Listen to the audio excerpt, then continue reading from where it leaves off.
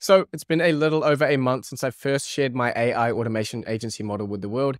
And more recently, I've been hearing from my community members about other creators who are also talking on the topic now. And it seems that many of you are being led down the wrong path. So as the creator of the model, I thought I would come on here and set the record straight and give you a complete beginner's blueprint on exactly how I would start an AI automation agency and take it from $0 to $60,000 per month where my business is currently. So if you've heard all about how the AI automation agency model is the next big thing in online business, and you want to get off on the absolute best foot possible, then this is a video for you. This video has taken weeks to prepare, and the information that you're about to get is the result of 3+ months of trial and error within my own AI automation agency. So if you are serious about becoming a AAA owner and taking advantage of the enormous opportunity that is in front of us right now, then what I need you to do right now is to pause this video, close all the other tabs, go and get a notebook, and then come back and prepare to sit here for an hour and a half, however long this video ends up being. And you're going to want to add this video to your watch later because there is no way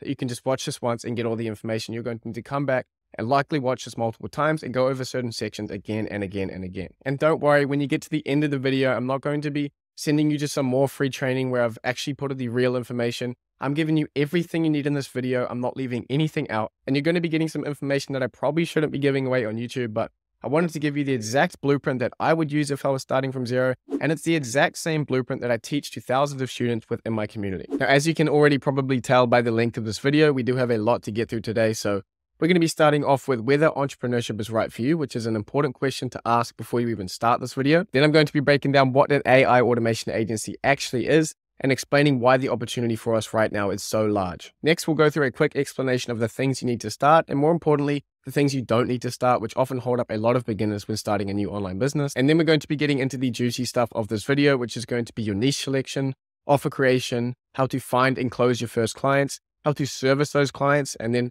giving away a few of my secrets to scaling to $10,000 per month and beyond. And the tips and tricks that I'm giving away in that last section are going to be immensely valuable for anyone who's serious about this business model, because it's all of the learnings that I've had from running and building my company. You're going to get to understand all of those things that I did wrong and apply them to your business and get it right the first time. Now, if you're new to the channel, you probably want a little bit of information about who I am and why you should bother listening to a big long video by me in the first place. My name is Liam Otley. I'm 23 years old and originally from New Zealand, but I'm now based in Dubai. And currently I'm in Europe for the summer and I'm here in Dusseldorf in Germany. I'm the creator of the AI automation agency model, and I actually run the largest community of AI automation agency owners in the world. We've got over 11,000 members in the Discord and we're growing quickly. I've been doing online business since I left high school, coming up for 5 years ago now. I'm the founder and CEO of my own AI automation agency and AI development company called Morningside AI. And we're currently doing around $100,000 per month in revenue, but growing very quickly. So a little bit more information about my company. We have Morningside AI, Morningside Automation, and Morningside Studio.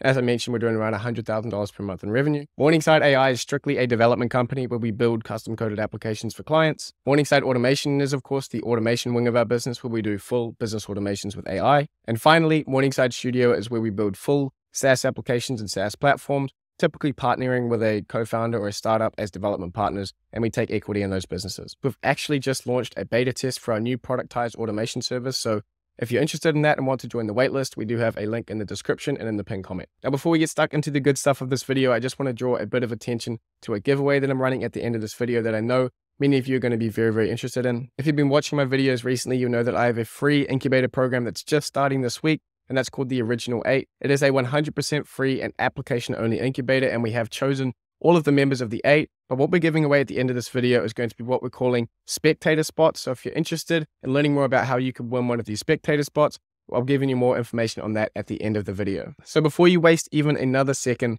watching this video, we need to address the question of, is entrepreneurship right for you? Is starting your own business right for you? And do you have what it takes and have the commitment required to make this successful in the long run? Entrepreneurship, and particularly online entrepreneurship, has become very romanticized and hip these days, but there's actually a significant dark side to it that you don't really see a lot of the time on Instagram, and you don't see all of the failures really. So I thought I'd take you through a little bit right now on my experience of becoming an entrepreneur and how I've gone from basically having no skills and no money to where I am now and comfortably traveling the world and living the life that I've always dreamed of with my friends. As I've said in my other videos, building an online business takes time, effort, and sacrifice, and there's no way around it. I'm not going to sit here and tell you this is going to be easy. it's going to be a walk in the park, because it's not, and it's going to probably take you a lot longer than you think right now to find success. The life of an entrepreneur is dotted with brutal ups and downs, the highest of highs and lowest of lows. The most difficult thing for a lot of people to adapt to about entrepreneurship is that at the end of the day, you are entirely responsible for your successes and for your failures. So there's total accountability on both sides. And because of this, not everyone is cut out for entrepreneurship, and not everyone has what it takes. Everything I'm telling you is from my own experience of being an online entrepreneur for coming up 5 years now since I graduated high school. Over my years as an online entrepreneur, I've had my fair share of ups and downs. I started my entrepreneurial journey on my gap year while I was living in Edinburgh. I have a crusty flat, and I was working for hours before I went to work. I would go to work, I would come back, I would go to the gym, and then I'd work all the time before I went to bed. So the life of an entrepreneur starting out can be very tough, and a lot of the time, the success that you envision happening takes a lot longer than you thought initially. But success is possible, and it is rewarded to the people who are willing to do the work on a long enough time scale. So as someone who used to sell fake Rolexes and protein powder at school to someone who now owns one, just believe me in that it is worthwhile if you're willing to do the work. And when you do get there, I promise you it is the best job in the world. I get to work on projects that I'm excited to work on every day. I get to work wherever in the world that I want to. I get to make money with people I really enjoy being around and with my best friends. And at a certain stage, you're able to set your sights on building something that you're truly proud of, like I am right now with Morningside AI. What I'm trying to say is that you need to be self-aware enough to be able to ask yourself the question of, do I have what it takes? Am I ready to commit myself to this journey that is going to take probably a lot longer than I think, but is the reward at the end of it worth my time and commitment now? Now, if for you the answer to that question is yes, and you are ready to commit to this journey, just know that getting started is the hardest part. And in this video, I've created it around helping you guys get that first step done as easily as possible and with the absolute best information that's going to lead you down the right path. Now, if you haven't already, go and get your notebook and go and get a pen and save this video to your watch later, because you're going to need to sit there for at least an hour and a half just this first time, and then come back to it and really study each part of this video so that you can get your start on the right foot. Now, the first thing we need to cover in this video, of course, is what is an AI automation agency? I'm going to be giving you my exact definition of what the model is before going into what kind of services you can sell, and more importantly, giving you real world examples of what they would look like in action. So there's a lot of information in here, and some of it might seem a little over your head, but I promise you at the end of it, it's going to all make sense. So please just stick with me and don't get overwhelmed. So my official definition for what an AI automation agency, or AAA, is this.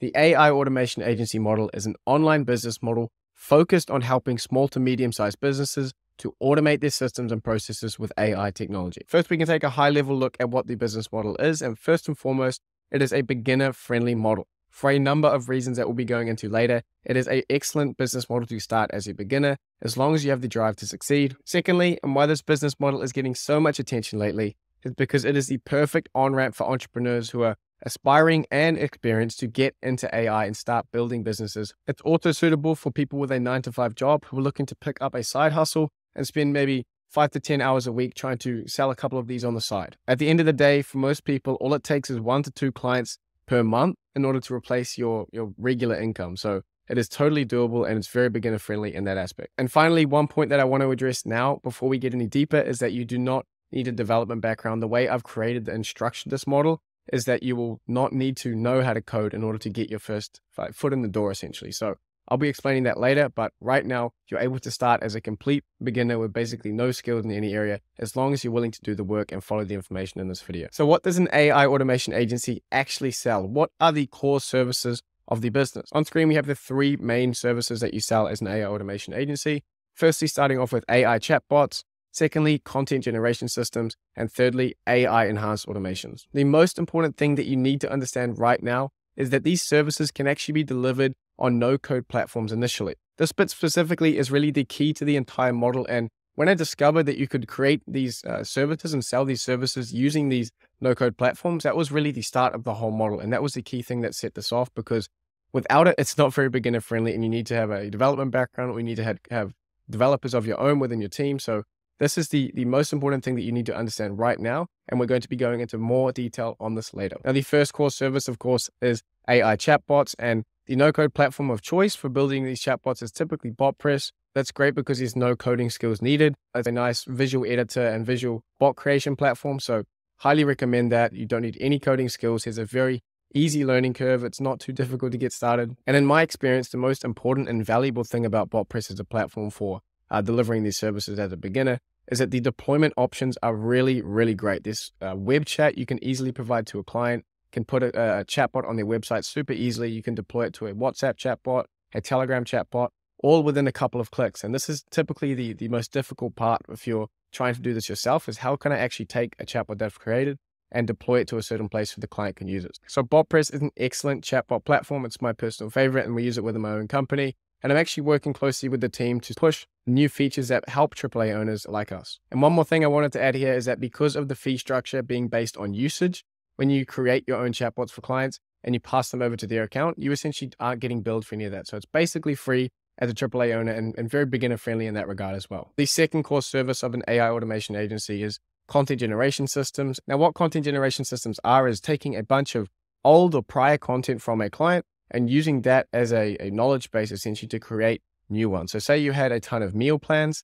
by a personal trainer or a fitness expert that you're working with, you can take all of their prior meal plans and use those as examples to create new ones. So you're using prior content to generate new content. Now, my no-code platform of choice for building content generation systems and really any LLM-based applications is called Stack AI. Stack AI is really our go-to platform for building any kind of LLM or AI applications using a visual editor rather than having to custom code the whole thing. For someone who doesn't have a technical background and you're looking to get into this, learning something like BotPress to build the chatbots and learning how to use Stack AI makes you an extremely powerful developer. In just a few days or weeks of practice, you can get really good at building all sorts of AI applications within Stack, which is an excellent skill to have, not only as a AAA owner, but in general in this current world we live in. And finally, we have AI enhanced automations using Zapier. Now, of course, Zapier automations are nothing new. It's been a very valuable thing for most businesses for a long time.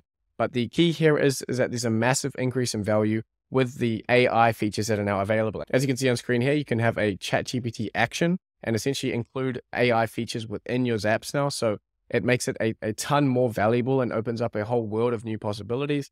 So this connective tissue between different parts of businesses is really, really valuable in a lot of cases, especially now that there are AI features within Zapier. So this is the final one, and this is the sort of last thing you typically do for a client because it's quite complex and you need to really be inside their business and know how everything is working. So to give you an idea of the kind of chatbots you can sell, I've gone and put together a big list here, and we're going to be giving real life examples of each of them. So we have prospecting chatbots, onboarding chatbots, customer service chatbots, staff training chatbots, and data analysis / insight chatbots. So what even is a prospecting chatbot and what value does it provide to a business? I've actually covered an example of a prospecting chatbot on my channel a few times. Basically, when visitors arrive on the site, they can click on the chatbot and they can ask a couple of questions, and it's going to capture some information on their visitor. And then typically you're going to push to a booking event or some kind of conversion event or capture their information and capture it as a lead. So on screen, you can see we have objectives and implementation. So with any kind of deliverable like a prospecting chatbot or onboarding chatbot, it helps to know exactly what the objective is. What are you actually trying to do with this? And this is something that a lot of people tend to ask questions about in the comments and in my Discord is like, what are they actually doing for business? Where is the value? And by creating this objectives and implementation layout, every time that you have a specific deliverable or service that you can provide, you can give the clear objective of it. So in this case, for a prospecting chatbot, the objective is to increase the conversion rate from website visitor to lead, and also to capture the user intent for a tailored follow-up. So by offering a chatbot on the homepage, visitors are able to come, ask a bunch of questions, be directed to relevant products, provide a bit of information about themselves and what they're looking for, and then you can capture that information as a lead, or you can push them to a conversion event. As you can see on screen here, we have an example of a little demo bot that I created, which is capturing the email info here and creating a lead for the business. And so the implementation of this is to get the chatbot added to the homepage. It's going to ask questions, capture the info, then it's going to push them to a conversion event or capture the lead. Now, the second example of a chatbot, which might be helpful for you guys, is an onboarding chatbot. So I'm sure you're familiar with onboarding in businesses, how you need to get clients onboarded into all of these systems and get contract signs and invoices paid and Slack channel set up and all sorts of things about getting a client into the business and starting to work with them. So again, we have these objectives and implementation structure. Of course, the primary objective of an onboarding chatbot would be to reduce the number of hours spent by your staff members in onboarding. So typically that's going to be the head of operations or the chief operating officer.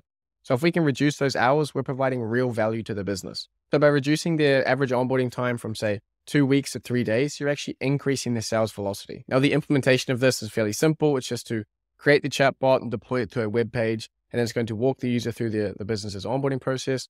And that's going to integrate with DocuSign and Stripe and Slack and everything like that. So they start, and by the end of it, they're fully onboarded into the business and you haven't had to be involved at all. Now, the final example of a chatbot I want to share with you guys is a staff training chatbot, which is pretty self-explanatory. The objective of one of these chatbots is to reduce the number of hours required to onboard new hires. So what the staff training chatbot does is takes all of the training information and documents and frequently asked questions about a business that you typically provide to new hires, and you put it into a chatbot with a custom knowledge base. New hires can now get 24/7 access to up-to-date information on the business, which not only frees up a lot of time on the manager side, so they don't have to keep asking questions, but also the employee can now get relevant info when they need it, potentially leading to higher quality work and I guess less awkwardness for these new hires and maybe performing their job better. So the objective of a staff training chatbot is to reduce the number of hours required to onboard these new hires, typically by the managers. So if you can save your manager's hours, you're saving money. And the implementation for this is actually very, very simple. All you need to do is add the training documents to a custom knowledge base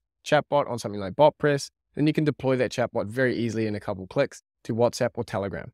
An important note that I wanted to mention now also is that while these chatbots are not always AI focused or strictly an AI chatbot, the value of implementing chatbots across businesses is to keep up with the changes in consumer taste and preferences. Shift that is underway right now, which was really triggered by the rise of these large language models and things like ChatGPT, is they're changing consumer preferences away from point-and-click websites towards natural language input and things like chatting to websites or chatting to services to get their information and do what they need to do. So as AAA owners, we can help businesses to keep up with these changing preferences by providing them with things like chatbots to do most of the functions of their business. This kind of change echoes the change we went through from desktop websites to mobile. Now we can get onto content generation systems, and I'll give you a few examples of these. We have, of course, a workout plan generator. So we're going to use old workout plans to generate new examples. We have things like website copy generators. So we take the best performing website copy from a business and use it to generate more. Then you have things like personalized outreach message generators, which can use information on a person to generate a custom outreach message to them that's tailored to their sort of background, increasing the response rate. Of course, you have blog post generation for SEO as well. Now, an obvious example of a content generation system that you could create would be a diet plan generator. This, of course, is going to be for fitness trainers and personal trainers, etc. And the objective, of course, is to reduce the time spent by your client weekly or monthly in actually writing these personalized plans for people. The implementation for something like this is to collect all of the human written plans by your client. And there's typically a little step of actually preparing the data before you ingest it into the knowledge base. And once it's in the knowledge base, you can start to test and generate outputs and make sure that it's what your client is looking for. And finally, you can deploy this super easy to a website somewhere or to something like Slack. And the end result here is that your client can come on and say, I need a diet plan for a 40-year-old woman who wants to lose weight over 9 weeks, who's vegan. And it can generate a plan based off prior ones that were similar to that. And now finally, our third and final core service is AI enhanced automations. There's an unlimited scope on the kind of things you can do here, but typically you're going to be using the AI actions within Zapier to handle unstructured data. So you take in a bunch of text or a bunch of information about a client or a customer, and you can take that through a ChatGPT action and get it to output a certain thing. So you want it in this format, or I want to extract these bits of information. So these new ChatGPT actions can really elevate your Zapier automations because you can handle new data types now and do new operations really. So a few examples of AI enhanced automations that you can create for businesses would be something like an inbound classification system to classify inbound requests. Also lead vetting to check that it meets the criteria that your business wants to work with. And finally, something like a personalized outreach system using AI to generate personalized messages for people. So a good example of an AI enhanced Zapier automation could be a resume assessment system. So this is great for businesses that do a lot of hiring and they get a lot of inbound requests and people sending their resumes to apply for different positions. For the HR team to look through all of these resumes and determine who's good and who's not can take up a lot of hours. But this system will be focused on, as you can see here, the objective would be to reduce HR hours spent on resume vetting. So the way this kind of system would work would be with a hiring form where people can go on and send the information in, they can upload their own resume. And then once that's all sent off, it can be pushed over to a Google Sheet where all of the information is available there. And then from there, you can get Zapier to pull each row, each applicant out of that Google Sheet and get their information and scrape the data out of the PDF or the resume that they've sent, pass that information as context to a prompted ChatGPT action within Zapier. And then in that ChatGPT prompt, you could give it an instruction saying you are a resume application grader. You'll be provided with resume information, and then you're going to output a grade from 1 to 10. Here is the resume that you're going to receive. And then you programmatically enter that in within Zapier. Then all you need to do is say if the output grade from the ChatGPT action is above a 7, then take that row that you've taken from the sheet and add that to a new sheet of successful applicants. So that's taken a ton of time and a ton of work off the HR team's hands. Example number 2 could be a lead vetting system. The objective, of course, of a lead vetting system would be to reduce the number of hours your team spends vetting leads. So the way this could work with an AI-enhanced Zapier setup is to create a lead form on your website, collect information on that, such as their website and their LinkedIn profile. Then you need to set up a Zap on Zapier that's going to scrape the web page and also scrape the LinkedIn profile for all the information. Then you're going to pass that information to a prompt the ChatGPT action, as we've done in the previous one, and prompt it with a certain criteria of, say, you are a lead vetting bot. We only work with clients who meet this. You are going to be provided with information about a business that's applied to us. Please output only a grade of XYZ, or please output a 0 if it's declined or a 1 if it's accepted. Then if the output of that ChatGPT action is a 1 or successful, then you can send them an email and say, hey, we'd love to work with you. Here's how you can book in a call. So that's how you can set up a lead vetting system using a ChatGPT action within Zapier. And finally, to give you just one more example of these kind of core services that you can provide as an AI automation agency owner, is a personalized outreach system. Now, I've covered this before in videos, but it's such a good one that I want to cover it again. The point of one of these systems is to create customized messages to reach out to businesses or clients that you want to work with. So people get bombarded with all sorts of marketing and requests. If you're a big business, especially, so many requests from people with generic emails. The point here is to take information from their LinkedIn profile or any other data source and create a personalized message using a ChatGPT action in Zapier to increase the response rate. So it doesn't sound like you've just been sent a blanket statement, you've just been shot out to a big list of cold emails. This feels like someone's taken the time to craft a special message for you. And the point of it, and the objective here, of course, is to increase the response rate on cold outreach. The implementation for this is very similar to the other two. It actually connects to the lead vetting system if you want it to. As soon as the vetted leads arrive on a new sheet, you can set up another Zap that's going to scrape information from their profile, or you could even pass the information across from the previous one, actually. Scrape that information, then you're going to pass that to a prompt the ChatGPT action again. And you can pass it some instructions like, you are a personalized outreach message writer. Here is some information about our business and the products we sell. We are trying to reach out for clients for this services. Here's the information about the client. Please write a personalized outreach method. And maybe you can throw in an example of some previous cold outreach messages that you've used to clients that have worked as an example to increase the quality of the output. Then once you've got that customized message back from the ChatGPT action in Zapier, you can use another action within Zapier to send an email to the client instantly and start the communications from there. Okay, that's all of the examples I've got for you. Please, please, please don't feel overwhelmed. If any of that seems to be going over your head, I promise you that it doesn't take long at all to come up to speed on that. And there's people on my Discord who have been doing it for a couple of days or a couple of weeks, and they're experts on it already. So don't get overwhelmed. All of the automations that I've just mentioned can be done with no code or low code tools. And better yet, 90% of them, particularly the chatbots, can actually be copy and pasted using templates. So I create templates and share them in my Discord and in my resource hub, and I can basically build something and give it to my community, and they can just plug and play it into their own system. So don't worry if that seems complex and you think, oh no, I can't do this. There's no way I'd be able to figure out how to build these things. A lot of it can be templated, and a lot of it you're going to be able to get as resources from my channel and from my community. So you can just plug and play it and jumpstart your success and get off on the right foot. And I guess the most important thing is that the method I actually teach and recommend for beginners, and I'm teaching to thousands of people within my community, is heavily simplified. And I strip it down to the absolute bare bones of the only thing you need to focus on as a beginner so that you can get your foot in the door. Because I know it can be difficult when you get overwhelmed and there's so many things you need to do. I've simplified this method down and really, really boiled it down to the only thing you need to worry about. So you're going to learn about that next. Before we get stuck into things like niche selection and offer creation, I'll actually explain my entire system for beginners so that we're all on the same page and you know where we're working toward. So I'll be covering that in a few minutes. An important question you might be asking now is, okay, I've learned all this stuff. I know how to build these, but how am I actually getting paid? What's the pricing structure, the fee structure, the revenue model for this model? Well, there's a couple of options. Firstly, just fixed contracts, say $2,500 in SEA, or contract and retainer, where say I build you something for $1,000 and then you pay me $500 a month.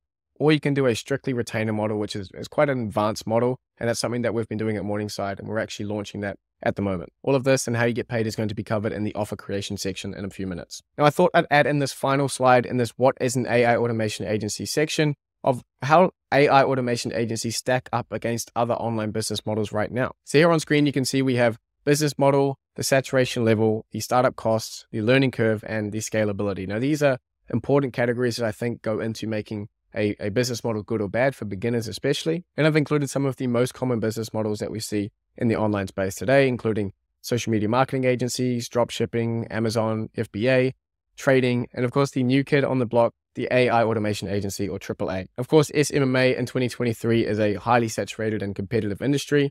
It's got low startup costs because it's the agency model. You don't have to pay anything out of your pocket until you get paid. The learning curve for actually learning how to run a social media marketing agency is very steep. Not only do you have to learn how to run a business aspect, but you also need to learn how to sell products online and sell services online. So there's two major things you need to learn, and the online marketing, as it's become more and more competitive, has gotten even harder. So it is quite a steep learning curve if you're starting an SMMA. In terms of scalability, an SMMA is medium. Like you can get some good clients on there. You can start stacking a bunch of retainers, be making $50,000 to $100,000 a month, but you're not going to be making millions and millions of dollars a month unless you're some of the top guys in the space. Secondly, we have drop shipping, which of course is extremely saturated. The startup costs are obviously higher than SMMA because you're going to need to be using your credit card or your debit card to pay for ads. The learning curve is medium because you still have to learn how to use Shopify and manage a Shopify store. But more importantly, you have to learn how to run traffic and run Facebook ads and Instagram ads, things like that, or TikTok ads more recently. But a good thing about a dropshipping store is that the scalability is very high, because if you do it right, you can start making a ton of money as a dropshipper,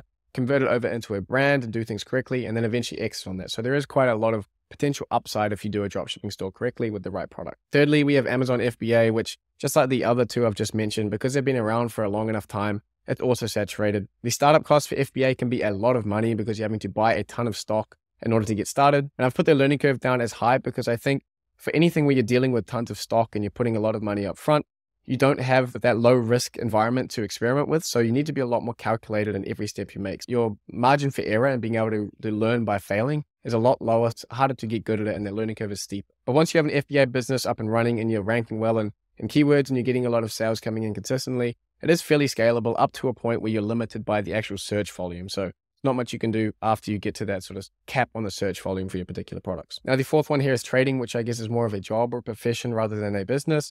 Trading is probably one of the most saturated things on the planet. You have not only regular people like you and I doing it, but you have huge businesses and institutions who are trading as well. Now, because trading has been around for hundreds of years, it is probably the most saturated thing you could possibly get into at this point. Startup costs are medium because you need a little bit of capital to actually get started and start trading. You could start with $100, but that's really going to put a cap on how quickly you can grow. And the learning curve for trading I've put down as extreme because, as I said, there's so many other competitors in the market. It is the most saturated thing you could probably get into.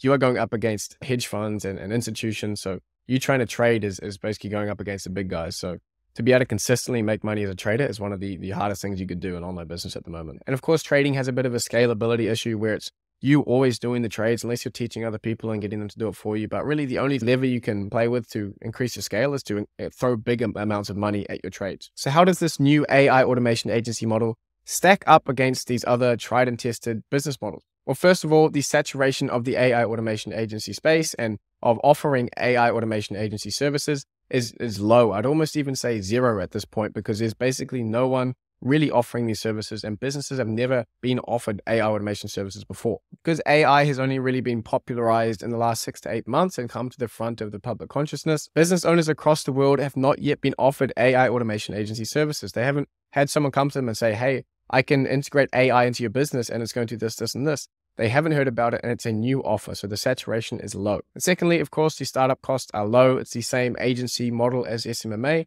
where you're only going to have to put up money when you've been paid money. So you collect money from the client, say $1,000, then you pay $300 to a contractor to deliver it, or something like that. Now, if you're listening earlier in the video, you'll know that the learning curve for it is actually low because you're going to start off using no-code tools. So all you need to do as a new AAA owner is to be familiar with these no-code tools to create AI chatbots, content generation systems, and AI-enhanced automations. And better yet, you can get your start with your own AI automation agency using templates from other people. So this is such a key part because it makes the learning curve so accessible to people looking to get into it. And the last point here of scalability is really still an open-ended question. I'm scaling mine as fast as possible and trying out new services and offerings, but we haven't really seen how far this thing can go. And I'm really, really excited to see not only where Morningside and our automation wing goes, but people within my community who are focused on different niches and doing different things with their agencies. Now that you are up to speed on what the AI automation agency model is and the exact kinds of services that you can provide and the benefits they provide to your clients,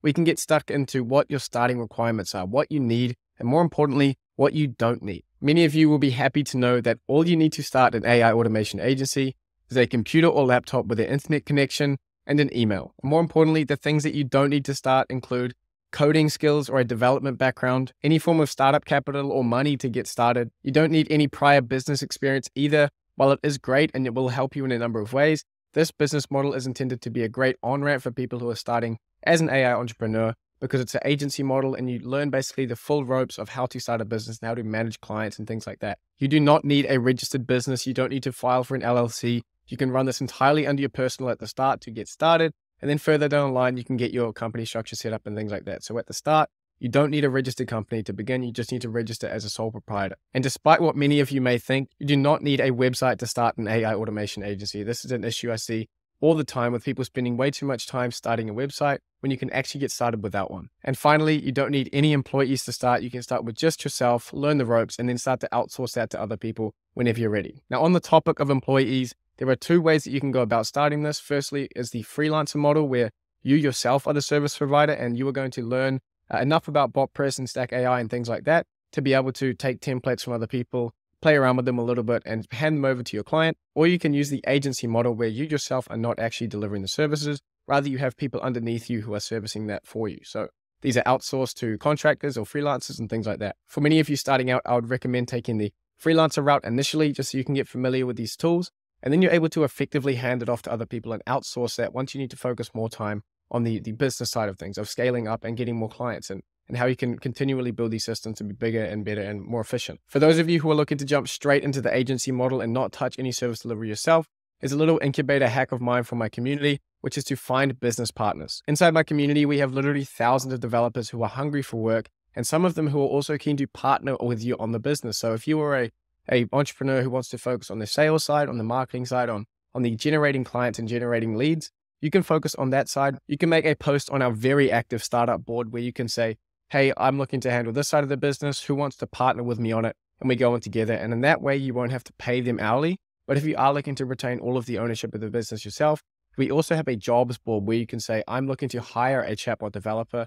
Hey, is anyone interested in this role? I'd like to pay you this, this, and this. And then all of the developers in there will be able to see that, and they can reply to it and DM you and sort out a contract like that. As I said, we are the #1 community for AAA owners in the world right now, with over 11,000 members and growing very quickly. So if you want any kind of hiring, be it a co-founder or hiring a developer or a salesperson even, you can come in there, make a post, and get sorted out very, very quickly. If you're looking to join the community and haven't already, the link to join will be in the description and the pinned comment. Another key part of being successful as an entrepreneur and as an AI automation agency owner is, of course, your mindset. So I just wanted to briefly touch here in this module to cover a bunch of things that I've learned and experienced in my journey as an entrepreneur, and pass them on to you guys who are just starting this journey, and things that I wish I knew sooner, and that's going to really, really help you to become the best entrepreneur possible and find success as quickly as possible. I'm going to be giving you a few points which will be hugely valuable on your entrepreneurial journey. So I want you to get that notebook and get that pen and start jotting these down, because you're going to need to stick them up above your face on your wall every day you're working, because some of these things you need to be reminded of daily to not forget them and to continue to put them into practice every day. Firstly, entrepreneurship is a marathon, not a sprint. If you're watching this video right now, you are obviously interested in pursuing this as a career, but what you need to do is zoom out a little bit and understand that this is a long-term process, and essentially you should be looking to do this for the rest of your life if you're really serious about it. Let me tell you right now that this is not going to make you rich overnight.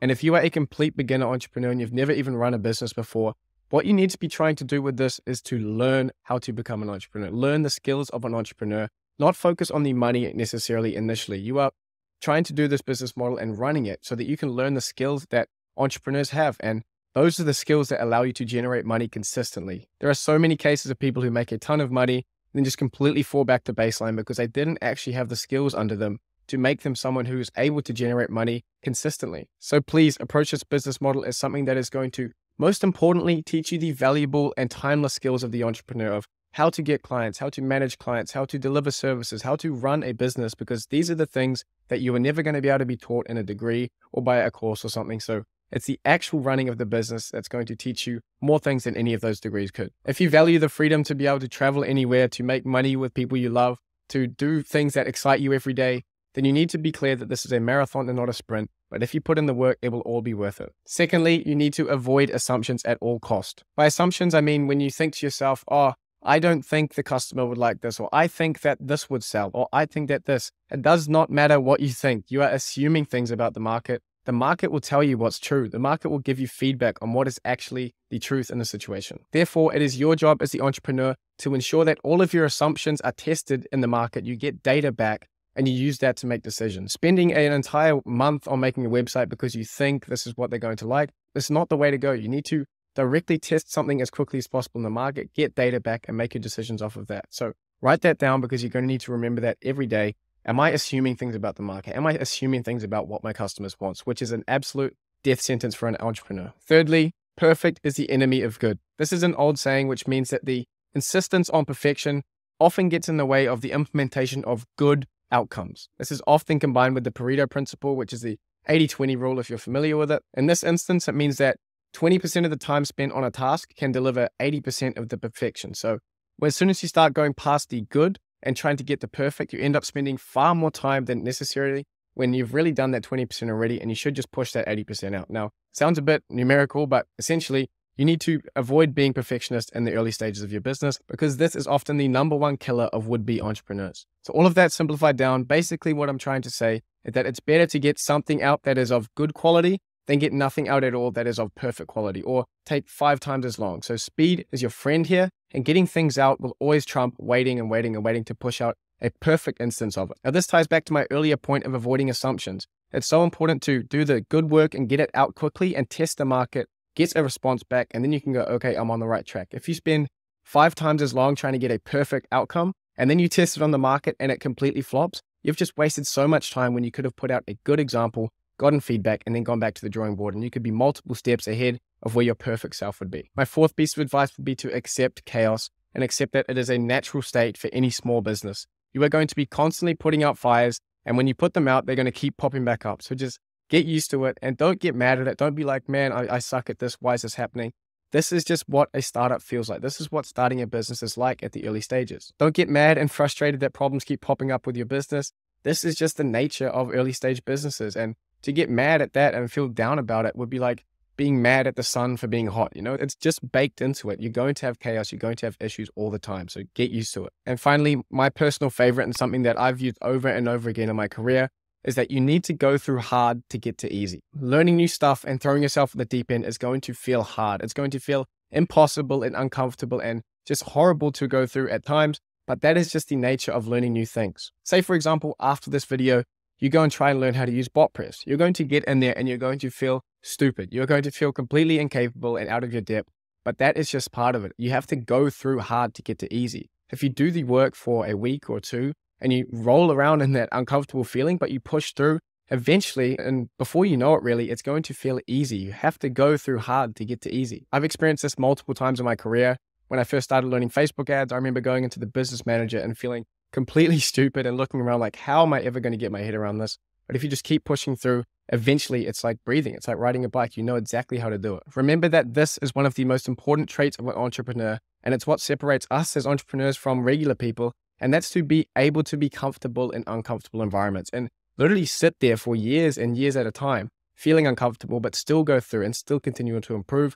And of course, the growth as a person and as an entrepreneur is always going to be where you're uncomfortable. So get used to it. With the mindset stuff out of the way, and hopefully you've taken all those notes down and you're going to stick it up in front of your face. Now I can get stuck into explaining my exact system for beginners who start an AI automation agency in 2023 and beyond. And this is the exact methods that I teach to not only all of my community members, the 11,000 or more people in there right now, but also to my free incubator program, which is the original 8 that I'm running right now as well. I've put this thing together piece by piece to make it as beginner friendly as possible. And there's nothing else like this on the internet right now. So we can jump straight into explaining my system. The 4 key steps of my system are firstly, to pick a niche. Secondly, to pick a specific deliverable. Thirdly, to learn by doing. And then fourth, you can increase prices and scale. The first step in my system is to pick a niche. Now, before we even pick a niche, you need to know why you're niching down, because this is a mistake that I see so many beginners make. It's going too broad and thinking that they're smart enough or capable enough to take on an entire industry or even the entire scope of automation on their own as their first business. I have covered this in depth in my best niches for AI automation video, which will be available up here.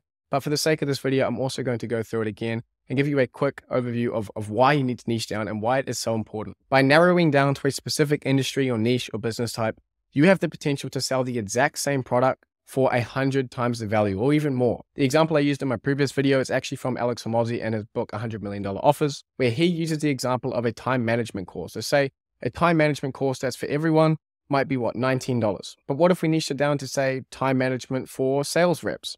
Okay, maybe we could sell it for $200. What if we go a step further and say that this time management course is for gardening and power tools sales reps? Maybe we could sell it for $997. And if we niche it down one more time and speak directly to a specific and small group of people, we could say, this is a time management course for outbound power tools and gardening sales reps in the Texas area or something like that, where it's so niche. We could charge maybe $2,000 for it. And the key point here is that you could be selling essentially the same product as the time management course at $20, but for $2,000. It's the same product, maybe with a few tweaks, but it's at the end of the day, it's the same product. You're just selling it to a very specific niche.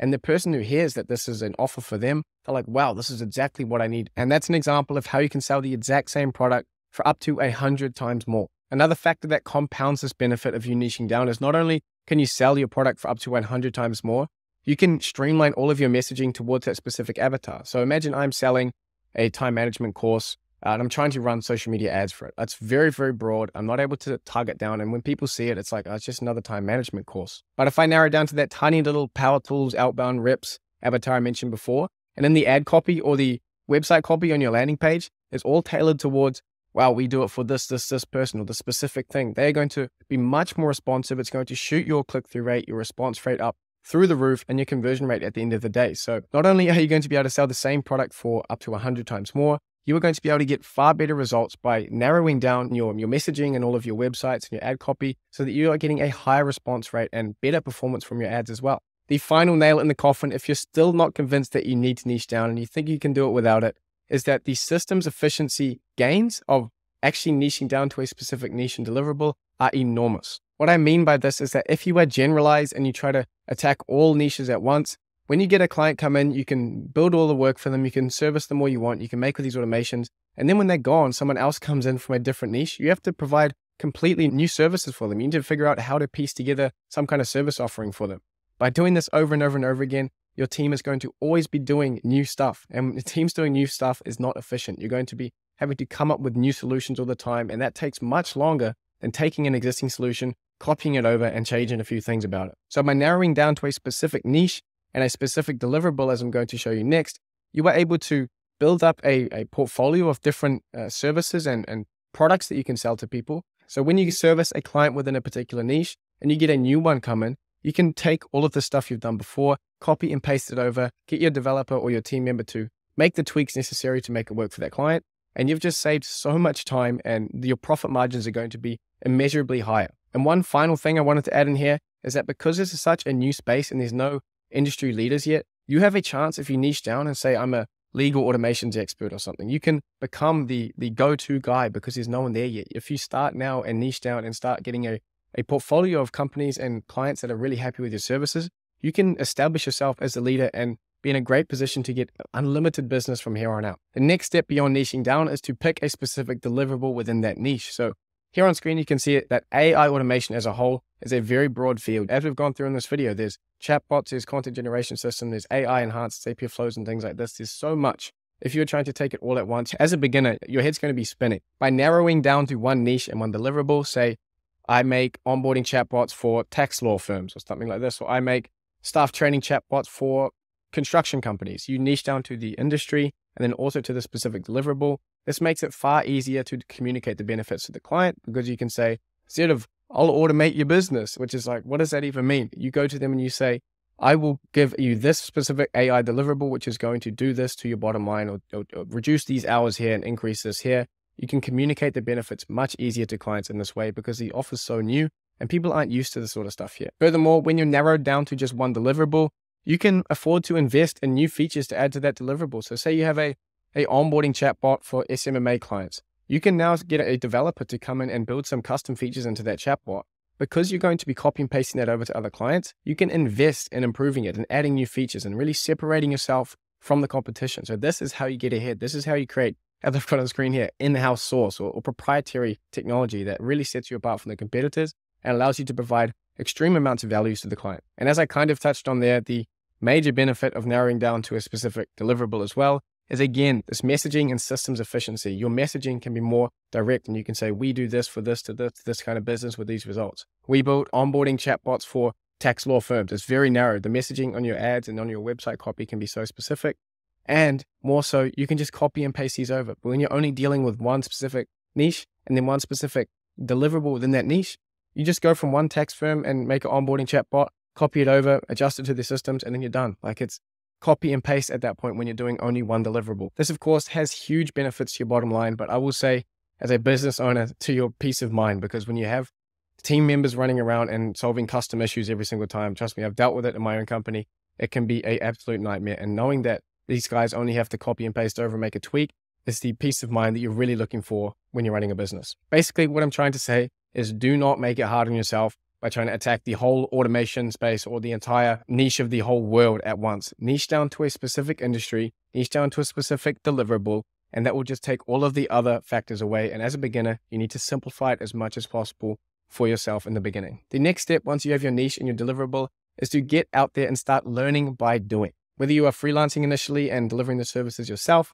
or you're going straight to the agency model and outsourcing to a developer or to another team member to deliver these services, the process here is going to be the same. You need to get some experience of doing this for real clients. The goal here is to get hands-on inside a business and start to really understand who your niche is, who your avatar is, and how you can deliver these services easily, and get a real feel for what this business model is and how it operates, and how you can handle your team members and how you can deliver. It's just so important to get your foot in the door and start learning by doing, rather than sitting around and trying to land this massive whale of a client that's going to bring you $3,000. You are in the phase of learning rather than earning. And Alex Mosley talks about this all the time. This is the phase of your business that is the learning phase, not the earning phase. As you can see on screen, it is great if you can get paid to learn.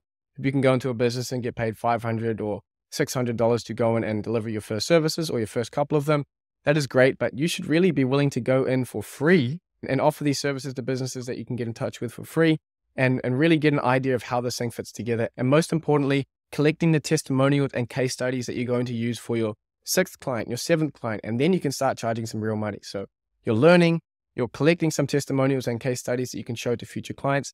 That is the goal here. Over deliver and give them the best treatment possible. The last step in my beginner system is to increase your prices and start to scale the business from there. Here is where all of the hard work that you've put in the learning by doing phase comes into play, and you start to be able to actually generate money and profit with your business. When you're pitching to new clients, you'll be able to point to your previous ones and say, these are the results for businesses that I've got who are exactly the same as you. Here's another tax law firm who I did this for and they got these results.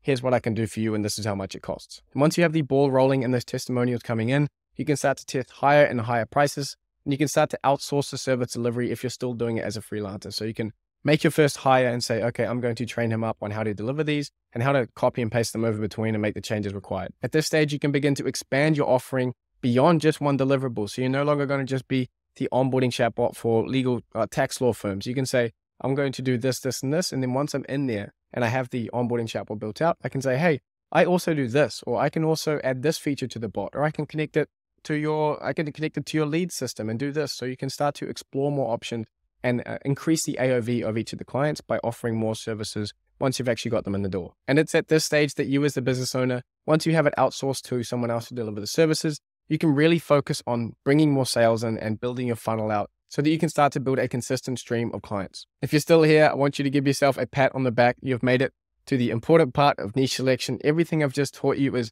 absolutely crucial to know before you get started. And this has prepped you to be able to make the right decisions within this particular module. And thus we start the process of selecting your niche.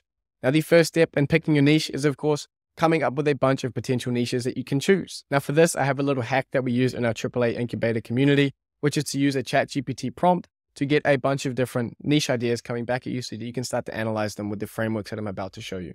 As you can see on screen here, you're probably only aware of a fraction of the potential niches possible. And I find when you're trying to think of new niche ideas, you tend to get stuck in this thought loop of the same 5 or 10 niches over and over. In my resource hub in the description, you're going to be able to get access to the exact ChatGPT prompt that myself and my community use to consistently generate high quality and ideal niche ideas for your AI automation agency. Now, I've carefully structured this prompt to ensure that it's only putting out the specific kinds of niches that are really good for AI automation agencies. Now, when I was playing around with this, it can sometimes throw some really complex ones and ones that are not suitable, but the prompt that's available on my resource hub will give you really, really good ideas that will give you a perfect set of starting niches that you can take into the next steps of this video. So if you want to get instant access to that and all of my workshop recordings and all of the resources for this video, you can sign up to my members area in the description below. The next question is, what makes a niche good or bad for an AI automation agency?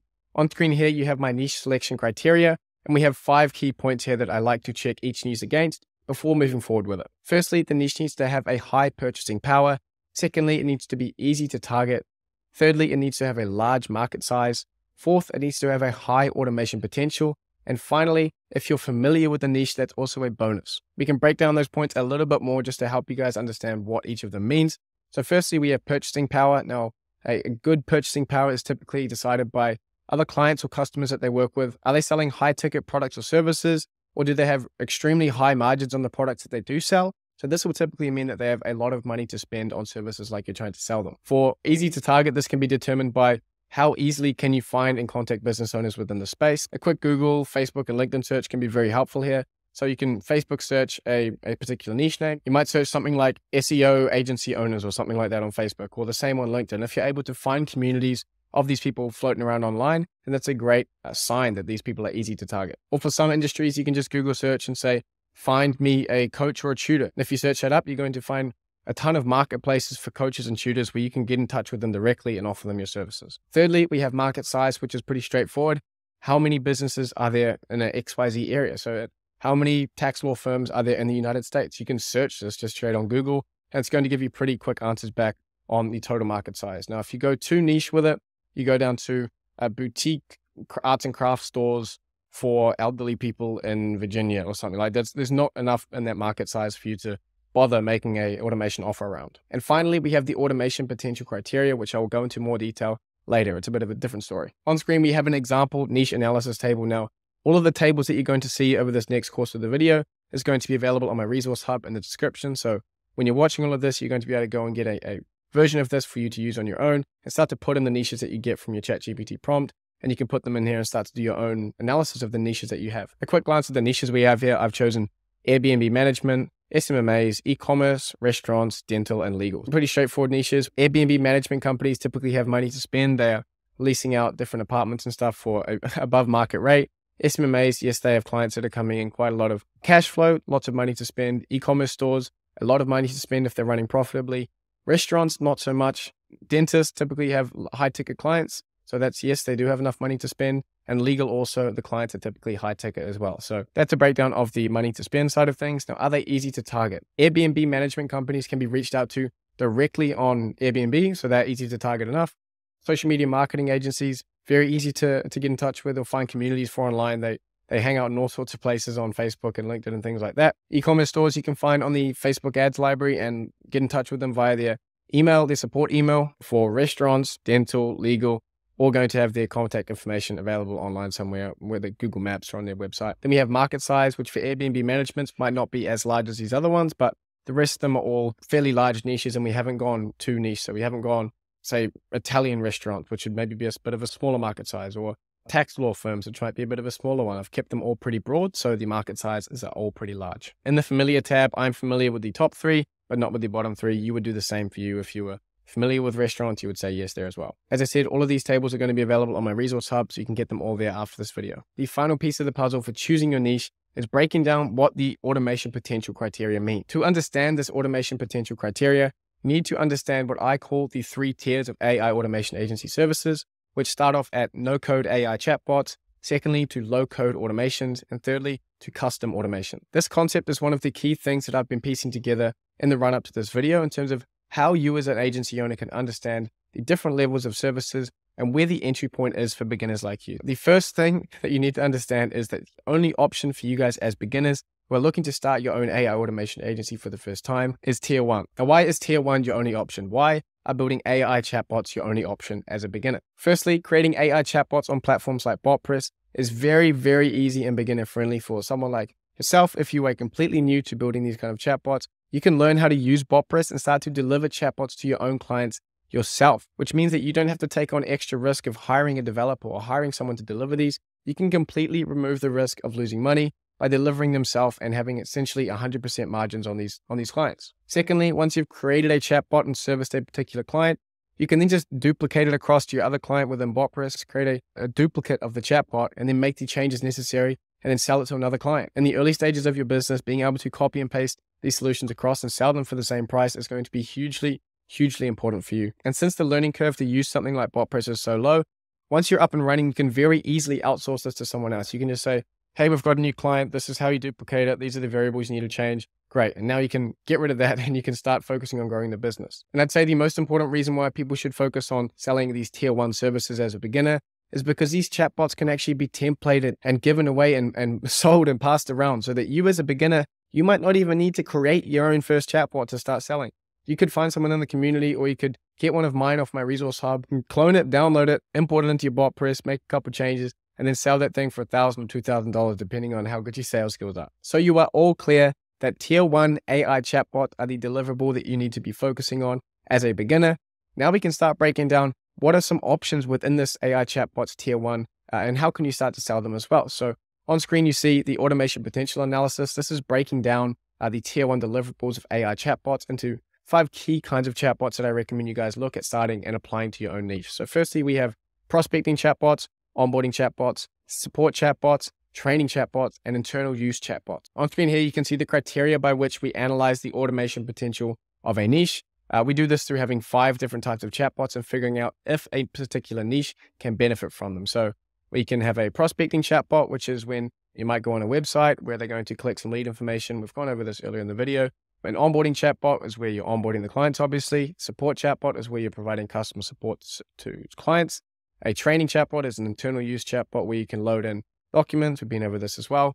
But the final one I wanted to touch on here is an internal use chatbot for document queries. So say you have a legal business or a legal firm, they might have a lot of documents that they might want to ask questions on. So that could be a custom knowledge chatbot that you could create for the internal team of a legal business. Or maybe you want to put a bunch of sales data into a chatbot and ask questions about the sales data or things like that. That is an internal use chatbot where you can ask questions and get answers back, which could be a valuable deliverable for one of these niches. Please do not worry if you're struggling to get all of this down. I know it can be complex initially, but I actually have a full automation potential analysis framework where I explain each of these different chatbots and what they look like in different industries, the exact steps on how to implement them. And then you can also steal my templates if you want any of that, which is going to help you really understand this key part of the model. It's going to be available in my resource hub link in the description. On screen here, you have the automation potential analysis example. Again, this table is going to be available in my resource hub. We have the exact same niches as we had before, but this time we've expanded out that grayed out column to this entire screen here. And we've put each of the different chatbot types that I mentioned before on the column. So we have the prospecting, onboarding, support, training, and internal. What we need to do is analyze each of our niches on the need for each of these different chatbots. So we can start with Airbnb management. Do they have any sort of prospecting requirements? Are they going to be reaching out to clients and getting information back and forth? Not really. Are they going to be onboarding clients? Sure, there's a bit of onboarding required for Airbnb management companies. Is there support? Yes, there is a ton of support required as an Airbnb management company, and they could benefit a lot from it. So you need to go through all of these different steps and say, SMMAs, do they prospect? Yes, they do. Do they onboard? Yes, they do. Do they have any kind of customer support that they could benefit from? Yes, they do. And the output is what you see here on screen. And a good example to show how these vary between industries is e-commerce. We have e-commerce that doesn't really need a prospecting chatbot to capture lead information and things like this. They definitely don't need an onboarding chatbot. So the only options you really have is support, training, and internal. So I'll let you take a quick look at that and just see how I've labeled these yes and no. I won't go into it in too much detail, but it's pretty straightforward. Once we go on from that, we have a scoring system. So low is 0 to 2 points, medium is 2 to 4, and high is 5 points. So going back to that, we see e-commerce has maybe 3 out of 5, Airbnb management 4 out of 5. They fall into the different labels and categories here. And then after all of that work, we have our completed niche analysis table now with this automation need column filled in. So based on the points that they scored in the automation potential analysis, we take it over, we score them, and then we fill it out. So this is the same table from earlier, but we've filled in that grayed out column. Now you can look across and get a proper analysis of each of the niches that you've got and start to decide which ones are best for you and which ones you should move forward with. Here we can see that the restaurants niche might not be what we're looking for since it doesn't have money to spend, has a low automation need, and I'm personally not familiar with it. But maybe something like social media marketing agencies could be good. We have lots of money to spend, easy to target, a large market size, a high automation need. They checked all 5 of those boxes from the previous screen, and I'm also familiar with it. So what you need to be doing is get 30 ideas generated with that ChatGPT prompt, and then you're going to want to lay them out all in a spreadsheet or in a document somewhere and start to go through this process of them of, do they have money to spend? Are they easy to target? Okay, now I'm going to bust that out into the automation potential and analyze each of these as what chatbots could they benefit from? Which of these tier 1 deliverables of these 5 different types of chatbots could they benefit from? What I want you to do is start with about 30 of them and then narrow them down to, say, the next 5, and then we're going to take those on to the next step. The next step is my favorite of all, which is to create the offer. And this is going to be an absolutely crucial step. Now that you've done all the hard work of getting 5 exciting niches that tick a lot of the boxes for you, is to create an offer. And this is going to determine whether you flop off the start line or you have an immediate success. So pay attention here, be taking notes because it's a very, very important section. The next task for us after we have these 5 niches we've narrowed down to is to identify the biggest opportunity for each. So how do you determine which is the most valuable service for a business? This has to be done on a case-by-case basis. And this is done by calculating what is the actual ROI of this particular deliverable in this particular niche. You can attempt to quantify the ROI for clients by speaking in terms they understand, such as hours saved or full-time equivalents replaced. And what we need to do is determine a potential ROI for each of these different kind of chatbots for each niche. And this is going to vary by industry, as you'll see. The best way to illustrate this is with a couple examples. So for this particular client, they had a support team on for 24 hours a day. That was 3 people on doing 8-hour shifts each. And that was going on for 5 days per week. And that's 4 weeks per month as well, which ended up being 480 hours per month. And our chatbot was able to come in and reduce support tickets by, I think it was 78% at the end of the day. Following the implementation of our chatbot, they were able to reduce the hours per month by the real support team, the humans, down to around 105 hours. I wanted to show this example because it gives you a very, very clear look at how a specific niche and a specific type of chatbot can combine together to make a very, very high impact. So a customer support chatbot in the case of an e-commerce store can provide a ton of value, whereas in different niches and different industries, customer support chatbot might not provide anywhere near as much value as that. The second example I want to use to help illustrate how you can quantify the ROI for a client is using an onboarding chatbot example. In this example, the figure that we're going to be targeting to really show the ROI of this particular chatbot is the head of operations hours spent on onboarding new clients per month. So typically in service-based businesses, like my own company, Morningside AI, we have our clients who come in the door, they sign with us, and then they need to be onboarded into our processes, into our Slack. They need to sign contracts, all this sort of stuff. Now, typically my head of operations handles that. And so for this particular example, we'd be looking to decrease the number of hours that he's spending on that. And typically a head of operations or chief operating officer is going to cost quite a lot of money per hour. So any hours we can reduce here are going to provide a big impact for the business. For example, the head of operations could spend 2 hours onboarding each client, and they could onboard 2 clients per week. And maybe we call that 9 new clients a month, and that comes out to 18 hours by the head of operations onboarding new clients each week. If your client's head of operations is on, say, $70 an hour, you can do the maths and figure out what the maximum potential savings you can provide to them are, which in this case on screen would be $1,260 per month. So that already is a potentially huge benefit to the business and cost savings, but that doesn't even factor in additional benefits to an onboarding chatbot, like an increased close rate, people following through and actually signing contracts and paying invoices, or an increase in the sales velocity by reducing the total time for onboarding. Say it was 2 weeks, now it's 3 days. You can see by the sales velocity formula on screen here, you're potentially altering not only the win rate, but also the length of the sales cycle. So this can really speed up a business if you do it right. And there's many benefits that you can really sell to the business on. To determine which kinds of chatbots can benefit which of your 5 final niches, we need yet another table. And again, this is going to be available in the resource hub in the description, but we have laid it all out here. You can see that I've actually grayed out some of the areas that we know they don't apply. So obviously e-commerce businesses don't need prospecting or onboarding chatbots. So I've laid them all out, and now we can actually analyze which ones can benefit from which the most. So Airbnb management, onboarding, probably not that high impact. Support, potentially a very, very high impact and high ROI deliverable for them. Training, maybe low, they don't have that many staff, the turnover isn't very high. And the internal use, there's not many documents that they want to be chatting from, and the value that you could extract from that isn't very high. Now, if we go to SMMAs, the value of prospecting and helping them attract new clients better and capture information, probably about a medium. Onboarding, potentially a very, very high ROI because there's so much onboarding that goes on in SMMAs. Customer support, potentially very high if there's a lot of communication done by the head of operations or developers. If you can streamline that, you can save hours. That's potentially a huge benefit for the business. I'm not going to go through all of these. What it does take is a little bit of common sense here and being able to say, hey, it doesn't really have that much of an onboarding process, probably not the highest ROI. You need to maybe do a little bit of mental maths as well and say, hey, how much volume are they really doing on the support side? Not much. Okay, let's try to look for something else. Once you've filled all of this out, and I know it's another table, but you're actually at the point now where you've identified not only a good niche, but also a high value deliverable to sell within that niche. So you're right there. Another little hack that I want to drop in here that we use within my AAA incubator community is to actually use templates to create these chatbots. And I know I've touched on this earlier in the video, but that's actually a key point to be looking for templates, because as you're selecting your niches and you're selecting the deliverable, there may actually already be a template for that particular niche and deliverable, say a onboarding chatbot for social media marketing agencies. If you can find that within my community or find it on my resource hub, then that could actually be a very, very good place to start. Now that you have maybe 10 different specific niches and deliverables that you can choose from, maybe you can start to look, see if you can find a template for one. And then you've narrowed it down even more to maybe 3 out of 10. And they've got a really good place to start. You can download that, you can buy it off someone, and then you can get started using that exact template. The absolute best place to look for any templates is going to be in my community or in my resource hub, because I have a bunch there as well. So you can sign up to both of those in the description. And with that, I must say a huge congratulations to you if you've made it this far. You now have that filled out table that I showed you just before.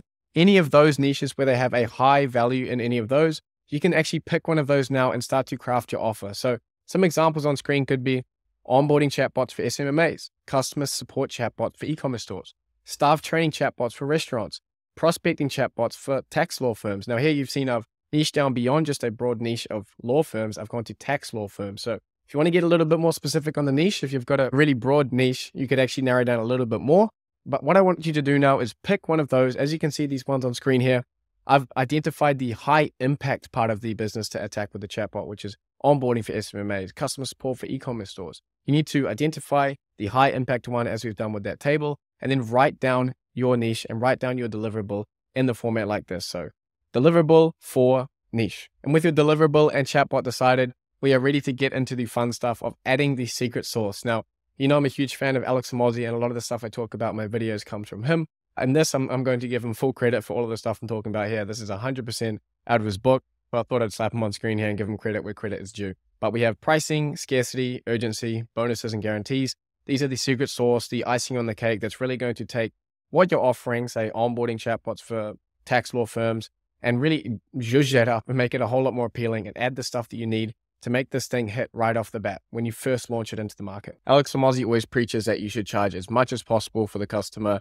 for your own benefit, but also for theirs, because you get more buy-in from them and they're going to be more attentive to you and more invested in the process. But I'm going to sort of go a little bit off script from what he says in his book strictly, because I think for you guys right now, charging thousands and thousands of dollars for something that you've never delivered before probably isn't the best idea. So my philosophy when it comes to pricing initially is to, instead of focusing on how much you can make initially, focus on how much you can learn. So if you can flip it in your head to where your payment is going to be the learning you get back from the experience, you can see on screen here, I say, when starting out, your job is to learn. Getting paid to learn is the goal. That would be great if you can get paid $500 or $1,000 to do your first couple of clients and learn and get paid at the same time, which is what we did with our company. But it's not possible for all people starting out. So go at it with a mindset of, hey, I'd love to make money doing this, but if I can't get it, then I'm just going to take whatever I can get so that I can get some experience, get some testimonials, etc. By no means am I saying that you should go and offer your services for free initially, but you should go in with a strong offer that we're crafting right here. But you should be prepared, if you've found a client who could be a good learning opportunity for you, to downsell them and say, hey, I can do it for XYZ amount, or just anything you can do to get in the door and get that first client under your belt. But when it comes to setting that initial price, what you're leading in with your offer, you need to calculate this, or a good way to calculate this is to estimate the return on investment, or ROI, for the client, and base your pricing around that ROI and the amount you're saving them essentially initially. If you were working with an e-commerce client and making a customer support chatbot, say if you were estimating the savings to be around $1,500 per month from them based on the number of hours their customer support team wouldn't have to do, you could charge them $1,000. And this comes back to the idea that Hormozi talks about a lot, and other direct marketers as well, which is you're trying to sell them $100 for $20. So we're selling them $1,500 a month of savings for $1,000 fixed. So you're selling them $100 for $20. It's an irresistible offer. It's something that it doesn't even make sense for them to turn down. So especially in this example where it's going to be a monthly cost. So you're saving them a $1,500 recurring monthly fee, and then you're going to charge them a single $1,000 setup fee. You're giving them a great deal of selling $100, $20. So when it comes to pricing your offer, a good guideline is going to be that ROI that you provide to the client, and doing a bit of napkin mathematics to figure out, hey, what are the potential savings that I can provide to them? And I'm going to fall beneath that. And that's an irresistible offer for them. In some industries and deliverables, you may need to actually get in touch with some of these business owners and get a bit of feedback and say, how much time are you spending on this? Okay, Okay, that's great. And you take a couple of data points down and you use that to base your future prices off. Now, another aspect of pricing is, of course, your pricing structure. What are the terms around the payment and how are you actually going to be collecting that money? So there's a few options here. We have 100% upfront, which is quite confident that not a lot of clients, especially if you're taking on your first ones, will be comfortable with 100% upfront. But then there's compromises like 50% upfront and 50% on completion. You have things like a fixed setup fee. So say I'll set up the chatbot for $1,000 and then I have a monthly retainer of say $300 for maintenance and improvement. Or you could do something like a free setup and they only pay if they're happy with it, which is what we're going to touch on later in terms of guarantees and things like that. So there's lots of different options. You can even build in by usage. So say if you have it on your BotPress or your Stack AI account, you can see how much usage is going through on that particular application. And then you can build them based on that and mark it up and that kind of thing. That's the basics of pricing out of the way. Now we can jump into scarcity, which is a hugely important aspect of your offer. And if you're not putting some elements of scarcity in it, you're basically asking to have a hard time going out and trying to sell this thing. So you have to get some kind of element of this inside, whether it's artificial or genuine. Trust me, it's a lot easier if it's genuine scarcity than artificial, but some of you might need to get a little bit creative on that side of things and really factor in some scarcity into this. On screen are some examples of tried and tested scarcity methods, such as we're only going to accept X amount of clients full stop. So we only work with 10 at a time.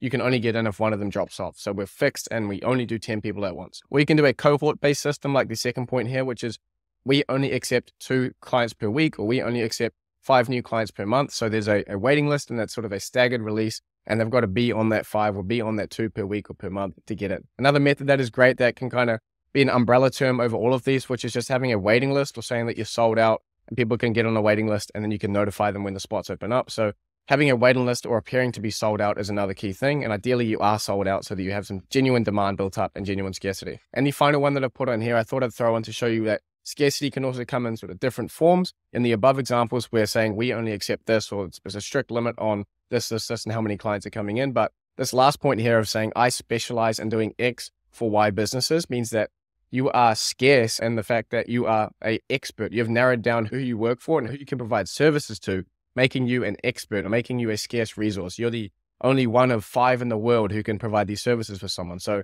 that in itself is another form of scarcity. And Alex Hormozi does touch on this in his books as well. And this is another reason why I say it is so important for beginners to niche down to at least an industry, but ideally a deliverable as well, so that you can appear to be an expert and be a scarce resource. Onboarding chatbot specialist for the tax law firms. That is so scarce. There's not many people like that on the earth. So when you make an offer to them, it feels like you are in higher demand than some generalist. And then we have the close cousin to scarcity, which is urgency. This, of course, is more related to time and trying to get people to buy now rather than later. This is an issue you're going to run into all the time with clients, delaying, saying, I need to talk to other people, this, and this.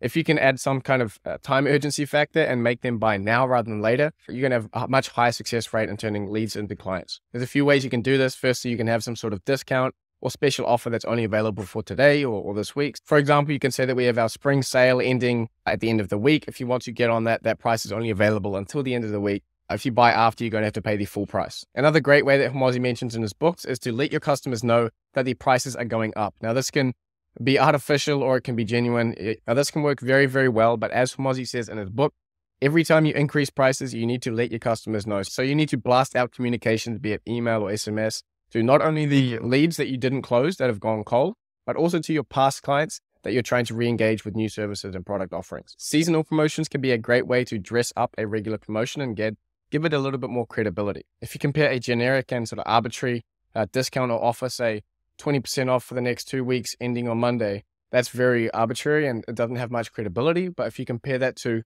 say, an Easter sale and say, we're running our Easter sale until the end of Easter, this is going to be 30% off, and you can have a much more credible deadline. And so people know when it's coming up, and you can rinse and repeat this and say a spring sale or a Halloween sale and things like this. And that adds more credibility to your discount. It's a clear deadline, and so it pushes more urgency onto the client. And the final way that I'll cover in this video is to have some sort of sign up now to get into the XYZ cohort. So say you have a new batch starting on Monday and it's a Thursday, you can say, if you sign up now, I can get you into the Monday cohort when we start the next group.